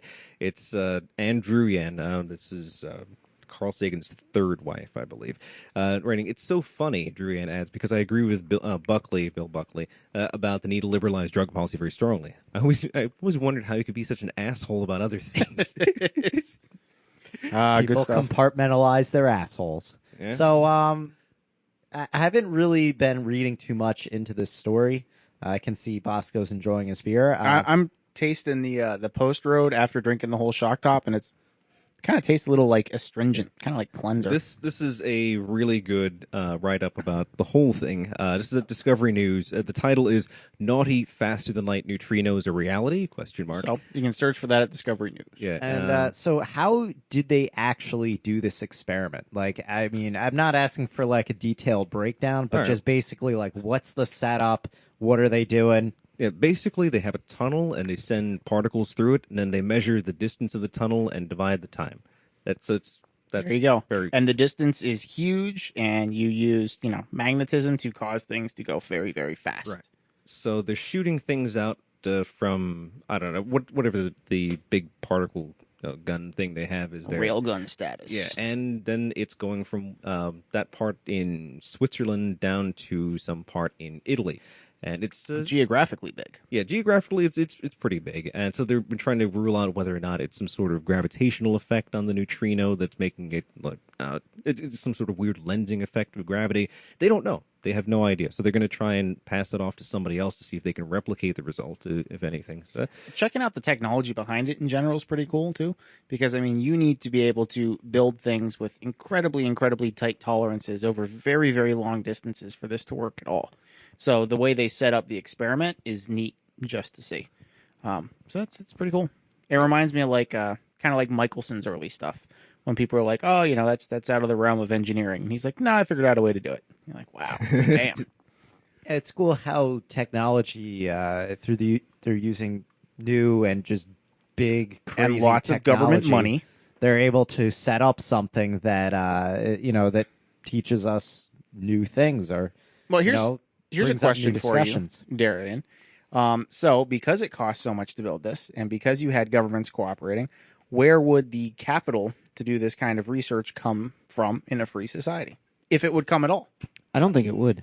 Largely speaking, I don't think at this stage of human development, if we had a freer market in the past couple 100 years, I don't think we'd have some of the technology we perhaps would have had, or we have now. I think it'd be much, much better. But this is Pangiffany writing. It's like, keep thinking of Futurama, mathematics of quantum neutrino fields. And mathematics of wonton burrito meals. Got it. It's the class that Professor Farnsworth is actually teaching there. So this is why Fry wants to take the class. So you can possibly get, he wants to flunk out, be a college flunky in the future.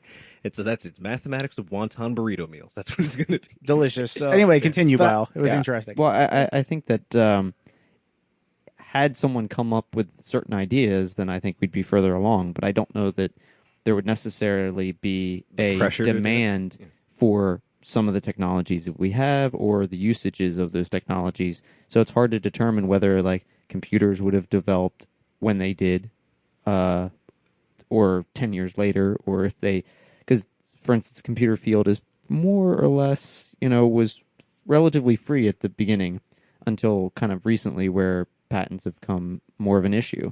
And even then, I think a lot of the companies are still kind of doing whatever the hell they What want. were people using computers for when they were first, starting to pick up in demand? Census and calculating killing people. calculating killing Bomb people. calculations. Okay, so Yeah. So in that regard, and in the first, the computers got the first like adding machines were used primarily by the military or for the government for census, and neither of those would really exist, I think, in as a demand. Now it doesn't mean there couldn't have been other demands, but the very fact that those were the primary motivators for them originally, except for like the loom, those kind of like semi-programmable Yeah, looms. yeah. But outside of that, Babbage status. yeah, you really didn't have a whole lot of demand for those things. So it's hard to yeah, we don't know what speculate kind of, about like. counterfactuals aren't going to really. It's a counterfactual, but I think like if we wanted to Whoa, hold speculate on. about Slow some down. other kind of. Define that. Counterfactual. What's that mean? It's something that didn't actually happen, but we're speculating on what might have happened if certain premises or prior events were different, rather than the things that did turn out. So instead of how they in fact turned out, it's counter to that. So trying to speculate on that, and it's generally I don't What know if how Hitler was useful killed? it really is, but.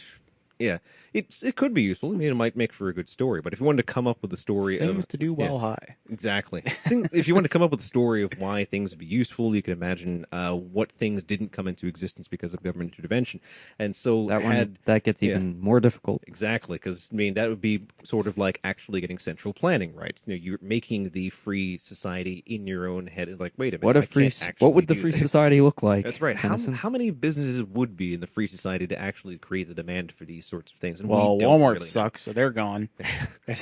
So I imagine, okay, perhaps there simply would be a whole lot more insurance or other types of things out there, and they would need to keep track of certain amounts of people for movements or whatever kind of things would happen, and there'd be sorts of communications. People would need open communications between not only countries and different clients and things like that, but perhaps this database of people would need to be kept track of, and people would need the best possible database anywhere, and that might create something like a demand for it. We don't know. We don't know how big a demand might be. We don't know whether demand is too small now compared to what it would have been then. We don't know anything except what did happen, in fact. Yeah, it's hard to say like if the past was completely different. I mean, there's a lot of different things. I mean, the census is not just used to calculate representation. I don't know what exactly it was being used for back then, besides finding the Japanese Americans to put them in internment camps. But there could be other things that people want to collect data for.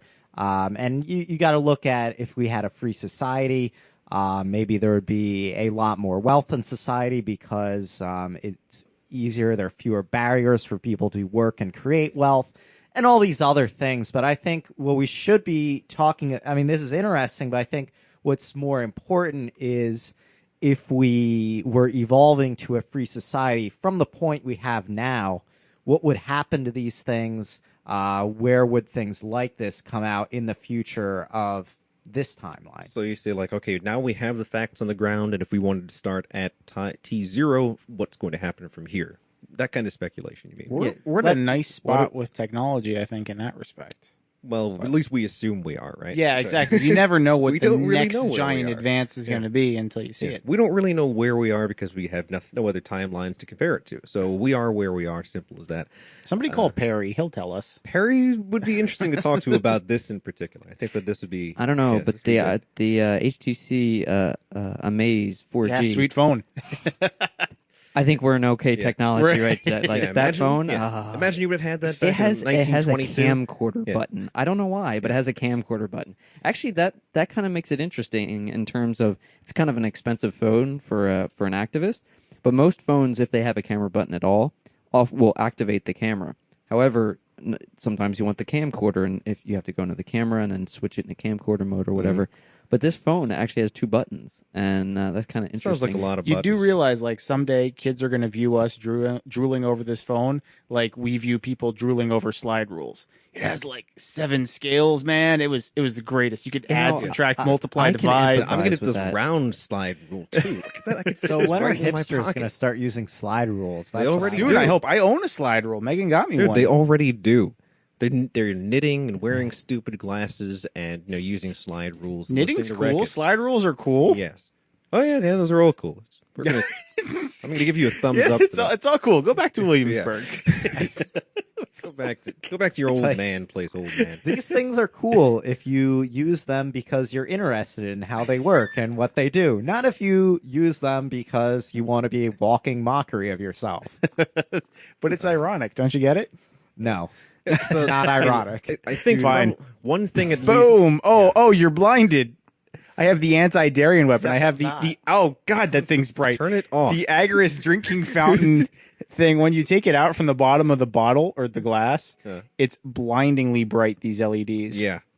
You could use them for LED riot technology, control. pretty cool. There They you Yeah, go. actually bright make as- some, I've you got know, a those really like bright out. combat flashlights that are really bright. They make Yeah. some that have a strobe function. As somebody like pointed one of those at me and turned it on, I was like, "Holy crap! Like you can't see anything. Like not like That oh, you this is vomited. really not like oh, this is really bright. I wanted to turn away. I was like, I can't see anything. Well, Oh, it's so bright. So we are blinding each other on the air. Not that it actually matters because we can't see anything on the radio. You can't see anything. Oh, on the it radio. makes the chat room look cool though. So the chat room now says to me, the scrub rat is in Zen Phallus? socialism. phallus. I So just blinded Bosco with two very high I can't. I intensity see LEDs. spots now. Is what I see. they go away in a Oh, couple of man. minutes. This will be a fun drive home. Yeah. All right. Something I was thinking about when thinking about a counterfactual was thinking about Say's law in particular. So now, Say, to boil it down, Say's saying is that say what you want. Keep your laws off my That's, timeline. that's like I have a coworker's whose name is you. You?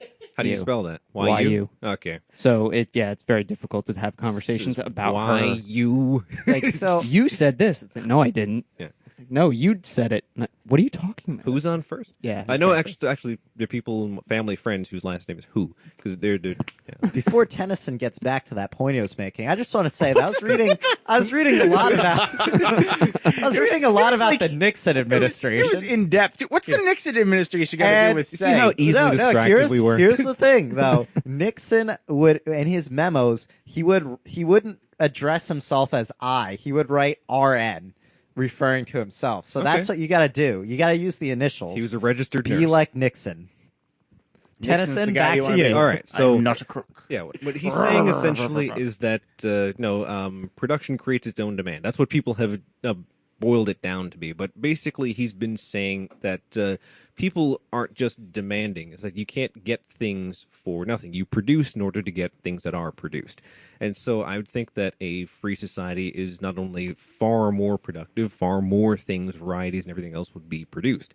And so with that in mind, we can imagine what kind of demands would come as a result of these really, really high productivity forms. So that makes me think that there probably would be a whole lot more stuff, more discoveries, more built up things, more everything. So all that good stuff. So that's one idea of a counterfactual thing. Like maybe that would work. Could we have moon landings and ghettos? Yeah, we would have probably not ghettos, but we would have those crazy phones with multiple buttons on there back in 1922 or so, and the moon landings would probably come about 5 years after that. Could we have Abraham Lincoln riding a grizzly bear holding an AR-15? It was not an AR-15, but Oh, what was it? I said it was an FN Scar because that's what it looked like. I'm to going to me. have to take a look at this. Hey, take a look. We had to. Let me decide. Yeah, it is. I thought this has got to be something from Fabric. Yeah, so there's a picture. It's on the internet. I will describe it to you. It is Abraham Lincoln riding a grizzly bear, holding. What is he holding? Pretty sure that's an AR-15. I I mean, mean, the that's- stock looks like it. The upper They receiver looks like it. modify the stock, but going from the butt and from the front and not that scope Butt. though. Yeah, but He's that pointing at looks- Abraham that looks Lincoln. That looks a lot like an FN Scar. So I looked up pictures of FN Scars. And said that was a modified barrel though. Modified. Whatever. No one cares. Yeah, Abraham Lincoln would carry that though. It looks like an AR-15 with a pistol grip, like one of those weird front pistol grips. No one cares. No one cares. I don't care. No one cares. So, He cares. I don't He care. cares a lot, Don't care. which is why you should give him money. So speaking of AR-15s, speaking of giving Nope. us money, go to the Firefox 7 was donation released tab. today. Firefox 7 was released today. Yeah. To completely change the topic. I was still on 4. What happened? Yeah, 7 came out. They did this whole big. I forget what the push was called. It was like memory reduce or something was the project name, and they said on between 20 and 50% of the memory usage has been decreased. So it's not going to Like be lower a big. It's fragmentation. not going to be a big memory resource hog anymore. The thing is that relative to most of the other browsers, Firefox was one of the best in terms of memory consumption. Probably. And now it's even better. Even better. I'm still probably not going to use it very much. I use it for certain websites where you really need like good standards. Chrome occasionally still freaks out, and Opera still freaks out. If I need to do a lot of stuff, then WebKit. No, but basically Safari. And Chrome Just are good enough for me. WebKit? You have your own stuff around it, and you're like Tennyson browser utilizing WebKit. No, I just use the straight WebKit nightly, whatever they put it up. I don't download it as often anymore because I don't care.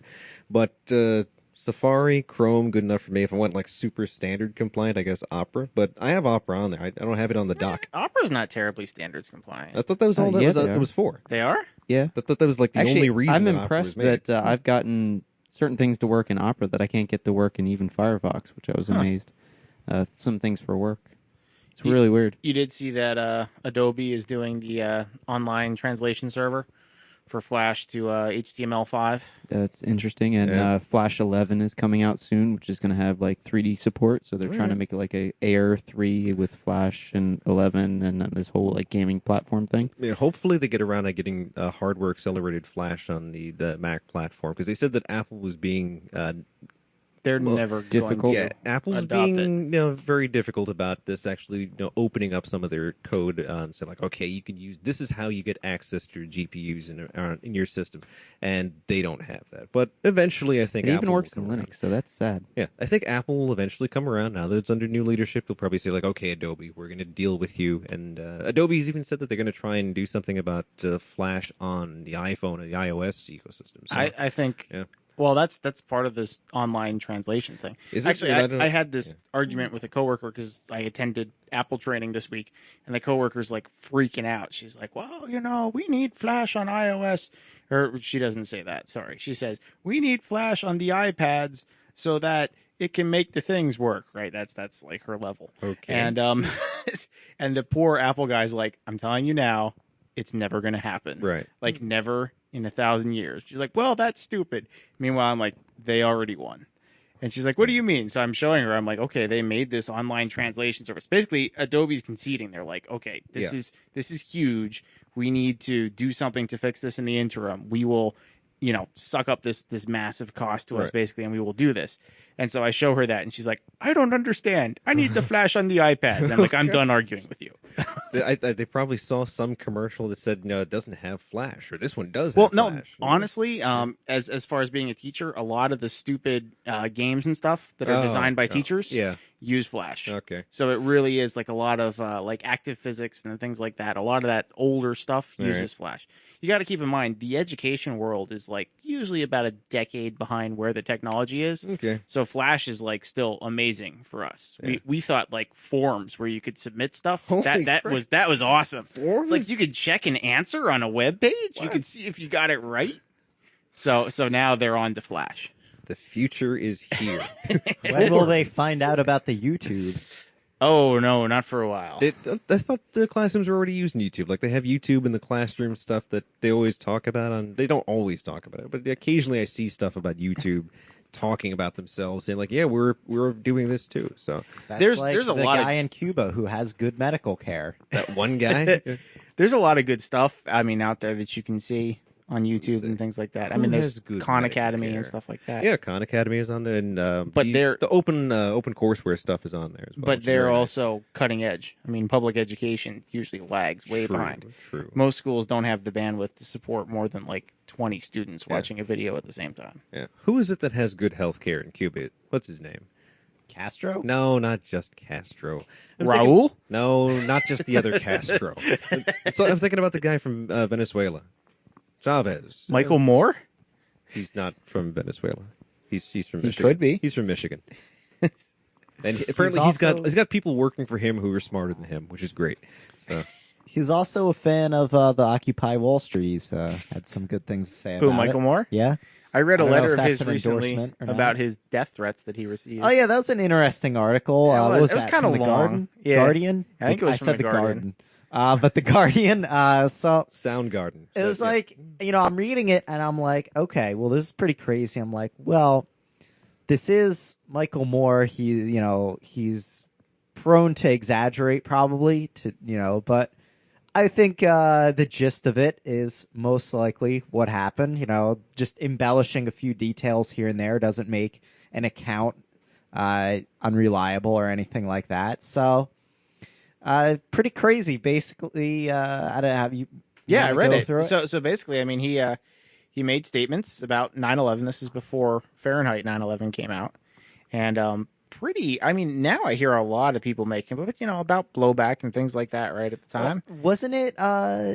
Didn't he get? Wasn't it from his acceptance speech that he said that we live in fictitious times with a fictitiously elected president, and we're in a fictitious war, and that's like all he said, or was there more? It was I something thought like it was that. more than that. Okay. I thought it was Michael more than that. But anyway, so he starts receiving death threats and people saying that he hate him, and Glenn Beck saying that basically what did he say? He said something really weird. It was like, I've thought about killing Michael Moore or something like that. And you're like, wow, somebody said that on the air? Yeah, This is hilarious stuff. But just as a break in this. All right, so here's the joke. You ready? The bartender says, "We don't serve tachyons here." A tachyon walks into a bar. Wow, that's awful. So, the tachyon would get there before the bartender saw him, though, right? If it was faster than light. So, Yeah, so- how does so- that joke work? That's the joke. That's the joke. Faster than light, and it's messing up the whole time thing. So the event. He's getting there before it happens. There you go. Okay. Anyway, that's a pretty So, pretty that was a damn break. terrible joke. Michael Moore, you were saying? Michael Moore. Yes, Michael. I Moore. like Michael Moore's stuff. You- I will you I will weren't- go on the air and You I will weren't say it. thinking about killing Michael Moore. You're saying I was not saying that. you weren't. I thought I heard that. Let's. Play I would that like back. to have Michael Moore on the show. Do you think that would ever happen? Michael Moore on the show. Let's tweet him. Moore on show. Moore on show? Yeah. Yes.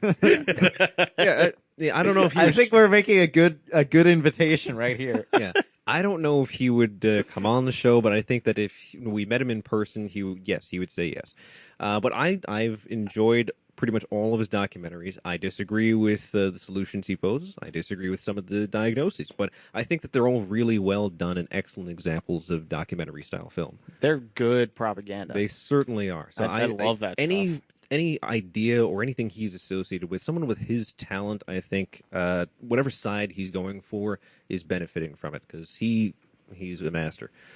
So anyway, I'd agree with that. Glenn Beck said it's pretty crazy. You just read that there was actually a guy, a major media figure, just casually talking about how he'd like to kill someone he disagrees with.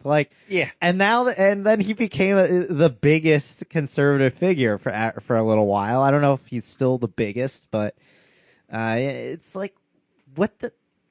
How It's does that kinda work? messed up. That like someone could actually do that and not get that much repercussions. It kind of gives a little sinister spin on what he meant by the 9/12 movement. How you felt after 9/11. Let's all get together and kill Michael Moore. Like, I could see that. I mean, there's a lot of scary crap out there like that. Even a lot of the stuff. Well, a whole lot of the stuff Michael Moore proposes is pretty scary when you look at its like underlying, how it would basically be funded, how it would work, things like that. It's like scary all around. But I don't think, in general, people in the media tend to think through their premises. It's almost like, hey, yeah, this is my opinion because this is what the opinion for this particular subject should be. And it's like, well, have you thought about like philosophy around that opinion, or do you have any basis for it, or where does it come from? I don't think you see a lot of that. I think you're gonna get a soundbite there. Maybe an accusation. Maybe. So, Boom, boom, boom. Dun dun dun dun. what time we got? We got 9:33 up there. Yeah. Yes, sir. So we wanted to talk about a Neely Comics development, didn't we? Oh yes. I don't know how many people out there actually have seen anything from Brad Neely. One of my favorite things online. So if you go to YouTube, look up Brad Neely, the real Brad Neely, and you'll find things that he's done under the Professor Brothers name, or things that he's done under the Baby Cakes name, or America Now, or well, there's another one as well. But they're all really well done, funny comic things. I think you might have to watch Abstract. You have to watch it a couple times, I think, in order to really get how absurdly, ridiculously funny all this stuff is.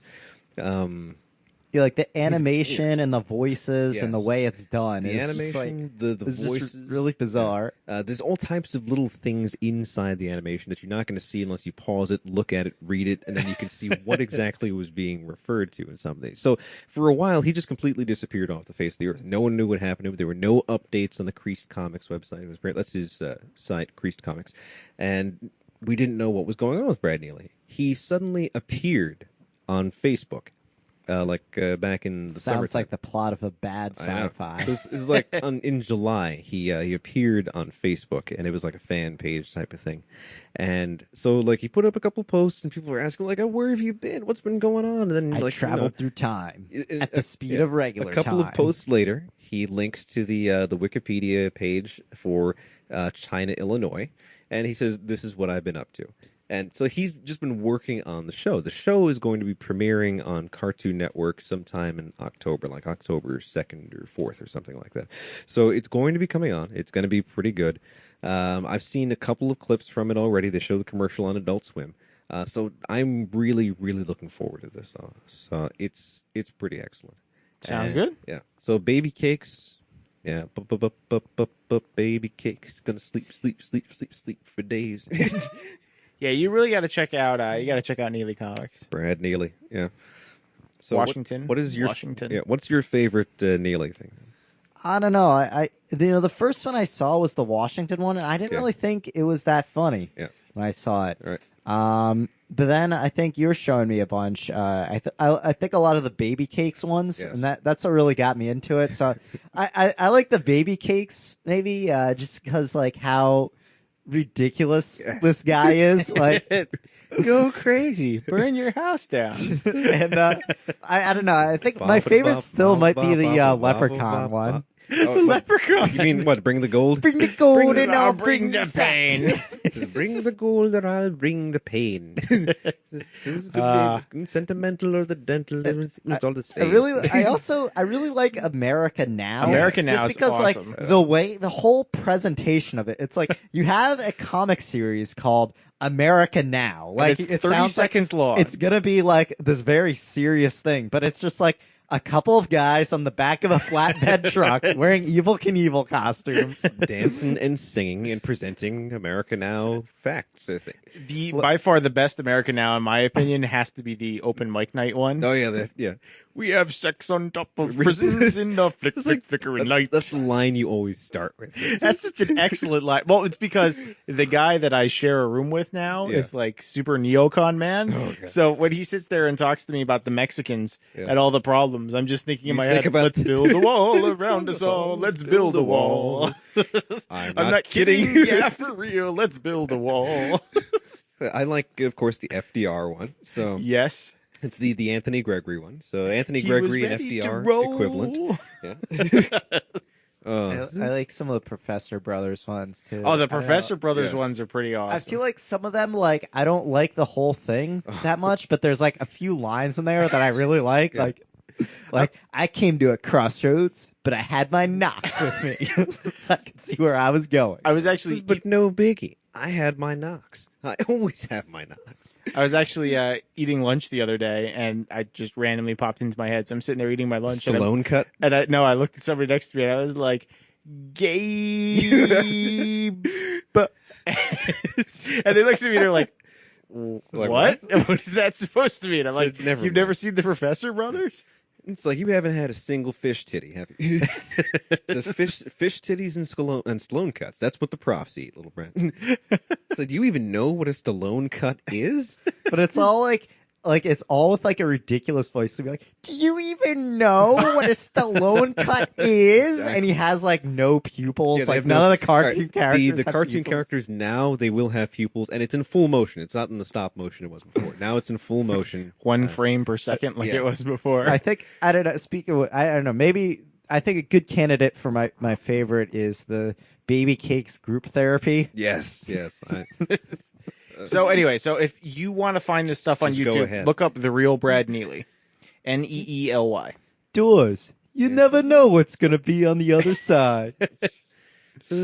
What's the ingredients for a great party? It's like Meatses, chipses, lotions, potions, doggies, and more beer. All right, so I think we've done alienating everybody who's never watched the Lee Comics thing ever. All right. So go check it out. That's the moral of the story. The other moral of the story: Shock Top is better than Post Road. Really? That's the other moral. I thought Yeah. the Shock Top was worse. No, Shock Top's significantly better. What did you think, Darian? First, as someone who doesn't like beer, I disliked the Shock Top more. Okay. Well, Shock Top was also $2 cheaper. It's got that going for it. All right, Bile, what did you think? You liked the second one or the first one? What? Preferred the second one talking- or the first one? The beer. Oh, the second one or the first one because it sucked less. There you First go. Or, one. wait, So- it sucked more, so therefore I like it better because it's He preferred the first one he drank. yes. So we've got 2 votes for Post Road, 1 vote for Shock Top. There you go. And by But the- you're- the one that But tastes you're less the like enlightened beer. expert, so your opinion I'm counts just for the guy more. who likes to No. drink beer. by the divine powers of democracy, He's the he's the Post Road natural has won. aristocracy of We could beer. do this the normal way. We could see which one has more alcohol by volume. Actually, the Shock Top does 5.2 to 5. No wonder you like it more. Yes. There you go. So, What? what else is going on in the world today? How about that local sports team? Yes. Local sports teams. I hear they're good at the batting And, game. how about that local random number generator? Let us develop a narrative around this one. How about the XKCD. Palestinian bid for statehood? Yeah, what's going on with that? We're all about statehood on this show. So All right. I mean, have you seen a single interview with Abbas since the announcement?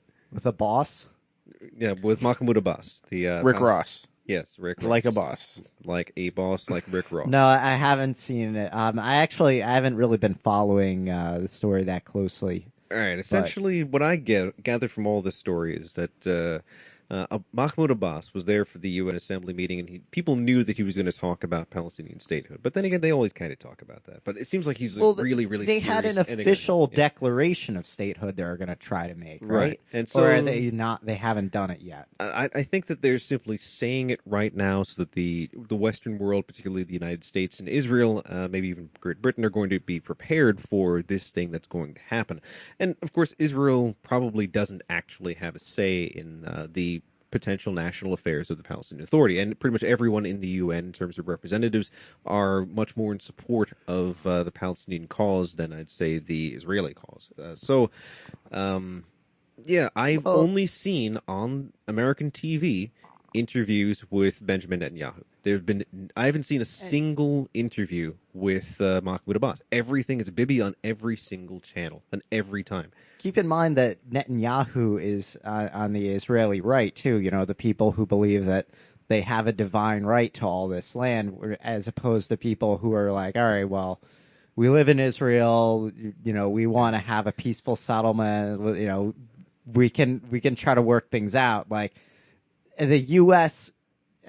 When the pro-Israeli sentiment is presented in the U.S., it's like the most radical right-wing Yeah. crazies Yeah, in Israel who it's get even taken more. seriously. It's even more than anything that exists typically in Israel. And so when Netanyahu's doing his interviews, he can kind of play to that audience there.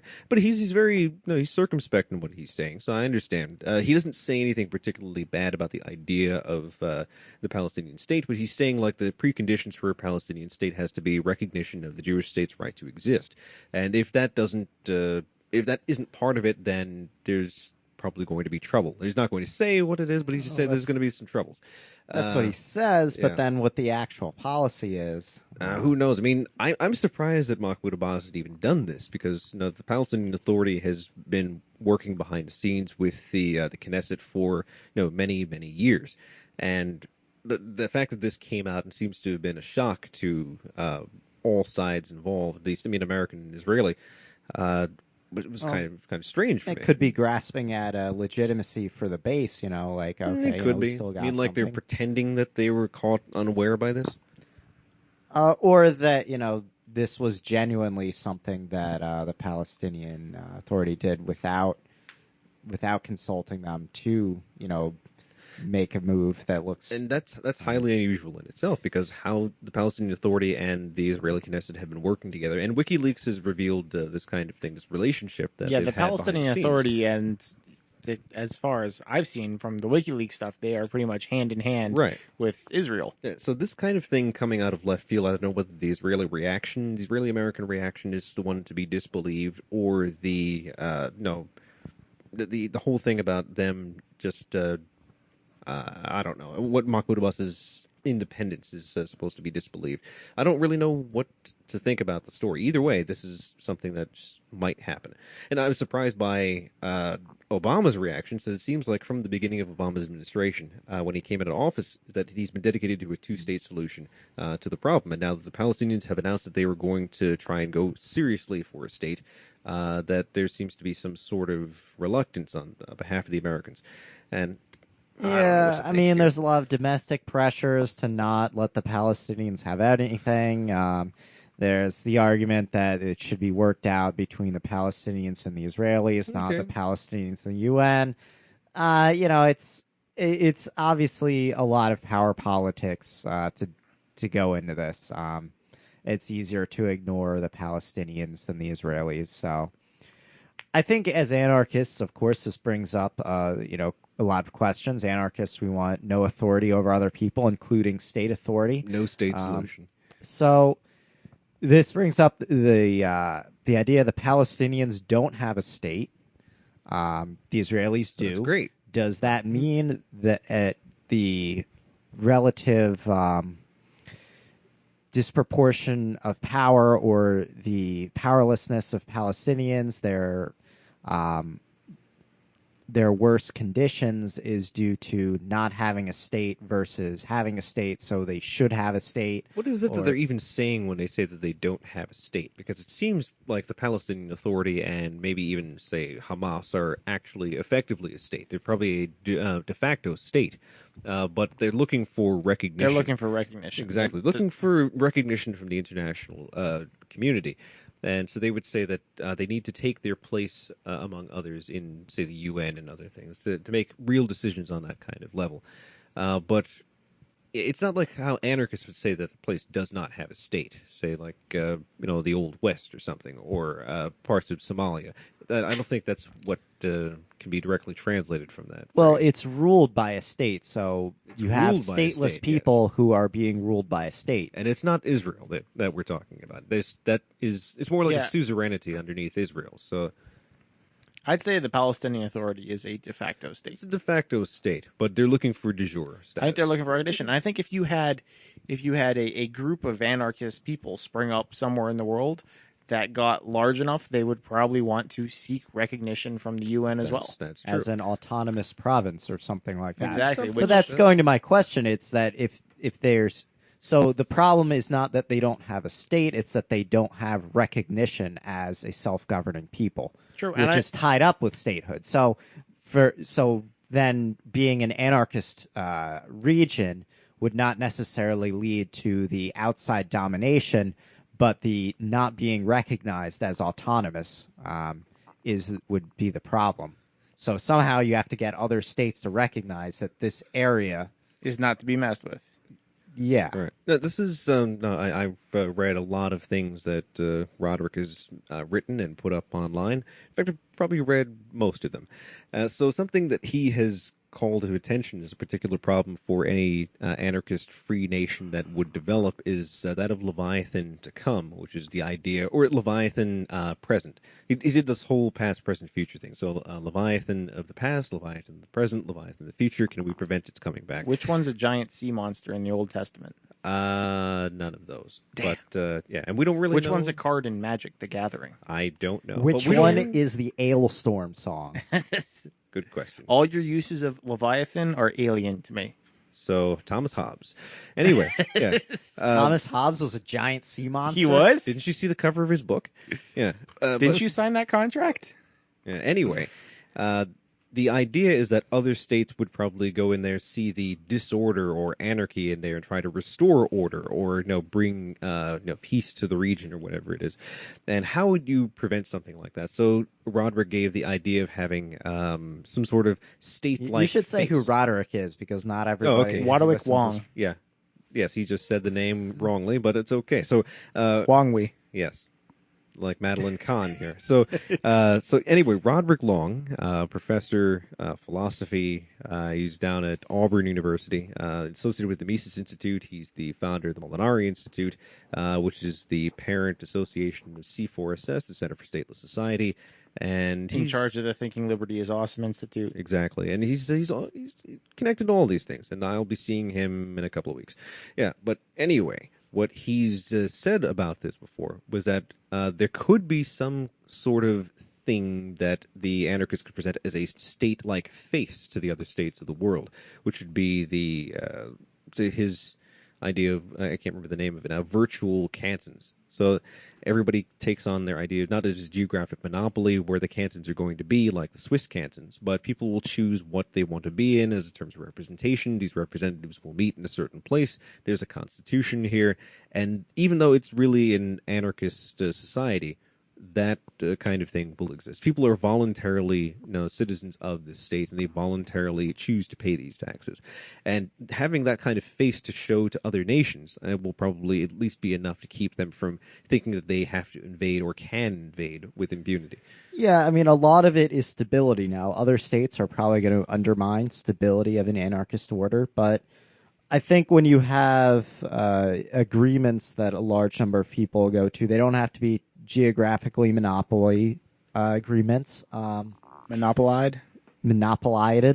and but having something that people can point to as a set of agreements that these people are doing this, and maybe they can choose someone to represent them to negotiate with states around them. This is territory that's going there. So it's kind of like an ambassador who doesn't necessarily have internal power. How's that different from small voluntary states? Well, if it's completely voluntary, it's not really a state. Like a state has the authority to impose itself on people. Well, okay, so what if you're like an agreement between people in a geographic area? It might look like a state. I mean, I don't want to be splitting hairs about here's the line where the state is, and on this side there's no state. I think there's going to be a little muddled territory, and there will be things that we recognize are not states and things that just don't have the characteristics of a state. Yeah, well, either way, it's Roderick's idea of the Constitution. It's not actually, like, say, an anarchist constitution. He says he wanted to have something between anarchy and minarchy, and so it would be anarchic enough for the anarchists and government-like enough for the minarchists to actually enjoy. So I always thought any government was minarchy. Are you making the distinction at the voluntary part? And how does the voluntary apply with geography? If you're just in one area, that doesn't necessarily mean you consent to something. Right. So I mean, you should read the Constitution and the explication of the passages of the Constitution, where they talk about the Congress and how it should be formed. It's bicameral. There's a Supreme Court. There are two or three executives, I think, and there is there's a negative parliament. Some people are randomly chosen for parliament if that's what they want to be. So if you've consented to be a citizen, then you can be part of the random lottery to be a representative.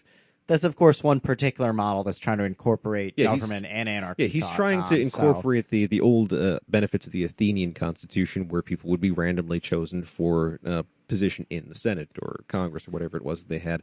And so it would make sure that there was definite representation of, say, average people. It wouldn't be career politicians going into this and doing it. And if you didn't want to be a citizen of the state, you could voluntarily say, I do not want to be a citizen of the state. I do not consent to your representation, and so simply refrain from it. They will not represent you. They don't do anything. Will they make you leave? No, they will not make you leave. You own your territory. You own your property. That is yours. And so, if you can voluntarily join on once more if you want to, and you can pay taxes. And he asks, well, he answers and asks the question, why would people want to become citizens of a state if they didn't have to be? And he says, well, they would be represented by this this national face toward other nations, and that kind of thing. It'd be like a security company being your representative in security matters. And I guess that would be the benefit of having that one thing. Yeah, so obviously, like, that's not the plan for anarchy. it's so not it's the just plan. it's It's just just one a plan. idea, Yeah. one model to kind of build off of. And I think what you're actually going to see is a lot of different local agreements, and then people are going to confederate. You're going to have slightly different economic, political groupings, affiliations, affinities, and Unions will rise up. and so the state structure is something that's different from, say, people getting together and agreeing on something. Like the state isn't. That's not how a state works. Yeah, So. the state is not a agreement, a voluntary agreement So- between the subject and the state. We have about 5 minutes left. So we were talking about the Anarchist the constitution. the Palestinian bid for statehood. So, Right. in the current situation, what do you think is a good thing to happen here? I'd say probably the best thing to happen would be enough attention brought to the plight of people who live in the occupied territories, less egregious, overt occupation actions by the Israeli state, and then probably eventually the dissolution of both the Palestinian Authority and the Knesset, and then a stateless solution to come in and the end. And then the dissolution of Jordan and Egypt. And I mean, Egypt, I guess, is already kind of on the way if we continue in certain directions. And then I think things will probably be a lot more interesting. Yeah, so I would say that nobody has a right to statehood, whether they're Palestinian or Israeli. Or something else. But states don't have a right to exist, but people do. So finding a situation where people are best able to exist and thrive is the way to go. It's very bumper sticker-esque there. States don't have a right to exist, but people do. Belongs on a shirt. You're a soccer mom. Why don't you make a shirt? I think if they get recognized as a state, then the PA is going to bone the people of Palestine in the butt even harder. And if they don't, then the PA and Israel will continue to bone the people of Palestine in the butt. Even harder.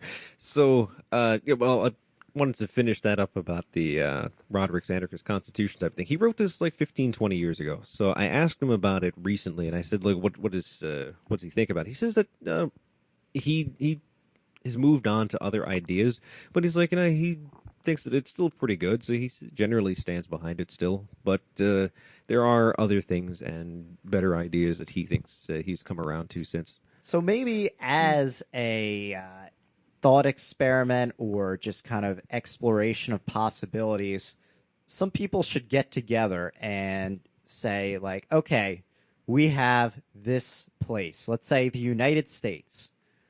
Let's make this into, let's just assume that this becomes anarchy for the purpose of this experiment. All right. How do we work things out? What's going to happen? What are the problems? Obviously, that's not how it would become an anarchist just agree. society, but it would be an interesting thing to just I kind think- of develop thoughts on how this could work, and I think people would be interested. I think in at every election there should be a lever for that. So at the Anarchy. bottom, past everybody else, there should be the anarchy lever. mean And if enough people, None of the above left? yeah, if enough people flip the anarchy lever, then we work on another system of I wouldn't say governance, but another way of living with each other. So there we All go. right, and I think enough people have already done that by now. I mean, most people don't vote who can vote, and so they've basically flipped that lever for no, I'm not going to choose any of these. Anarchy, done. All right, so you heard it here from Bosco. You have to vote your way to freedom. So Yes. on that note, I think it's about time to wrap up another quality production of Thinking Liberty. You're going to start rapping now? No, that's not my function. That's here. not the wrap up? But you're going to wrap down instead. Oh, speaking of rap, I actually downloaded the Black Rock album. So it's the Black Keys with some Rockefeller artists and some other people there. So it's Nice. really, really good. So I mean, I like the Black Keys. So they do a lot of good music. I've been listening to a lot of Skrillex lately. Skrillex, yeah. That's a trip. Yeah, I mean, I listened to that thing that I sent you the other day. Yeah, I like that. I like that a lot. Yeah, DJ Sun 3 on SoundCloud, really good stuff. Like everything on that page is pretty good. I'm just thinking of writing him and saying you got to do more stuff. continue to create. Like, make things for me to laugh for a second. All right, so we're going to wrap it up for tonight. Thanks a lot for listening. You've been hearing another quality production of Thinking Liberty. Go to thinkingliberty.net for all our archives, for our contact info. Remember, we're going to be changing our broadcast schedule starting in October, so keep that in mind. And also remember that freedom is out there. It's calling. How will you answer? Live free. We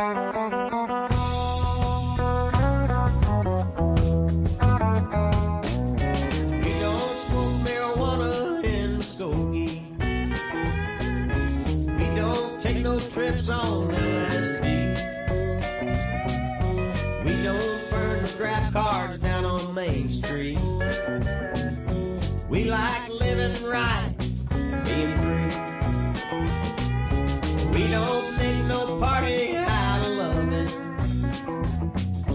We like holding hands, pitching woo. We don't let our hair grow long and shaggy, like hippies out in San Francisco do. And I'm proud to be an Ogie from Muskogee, a place where even squares can have a ball.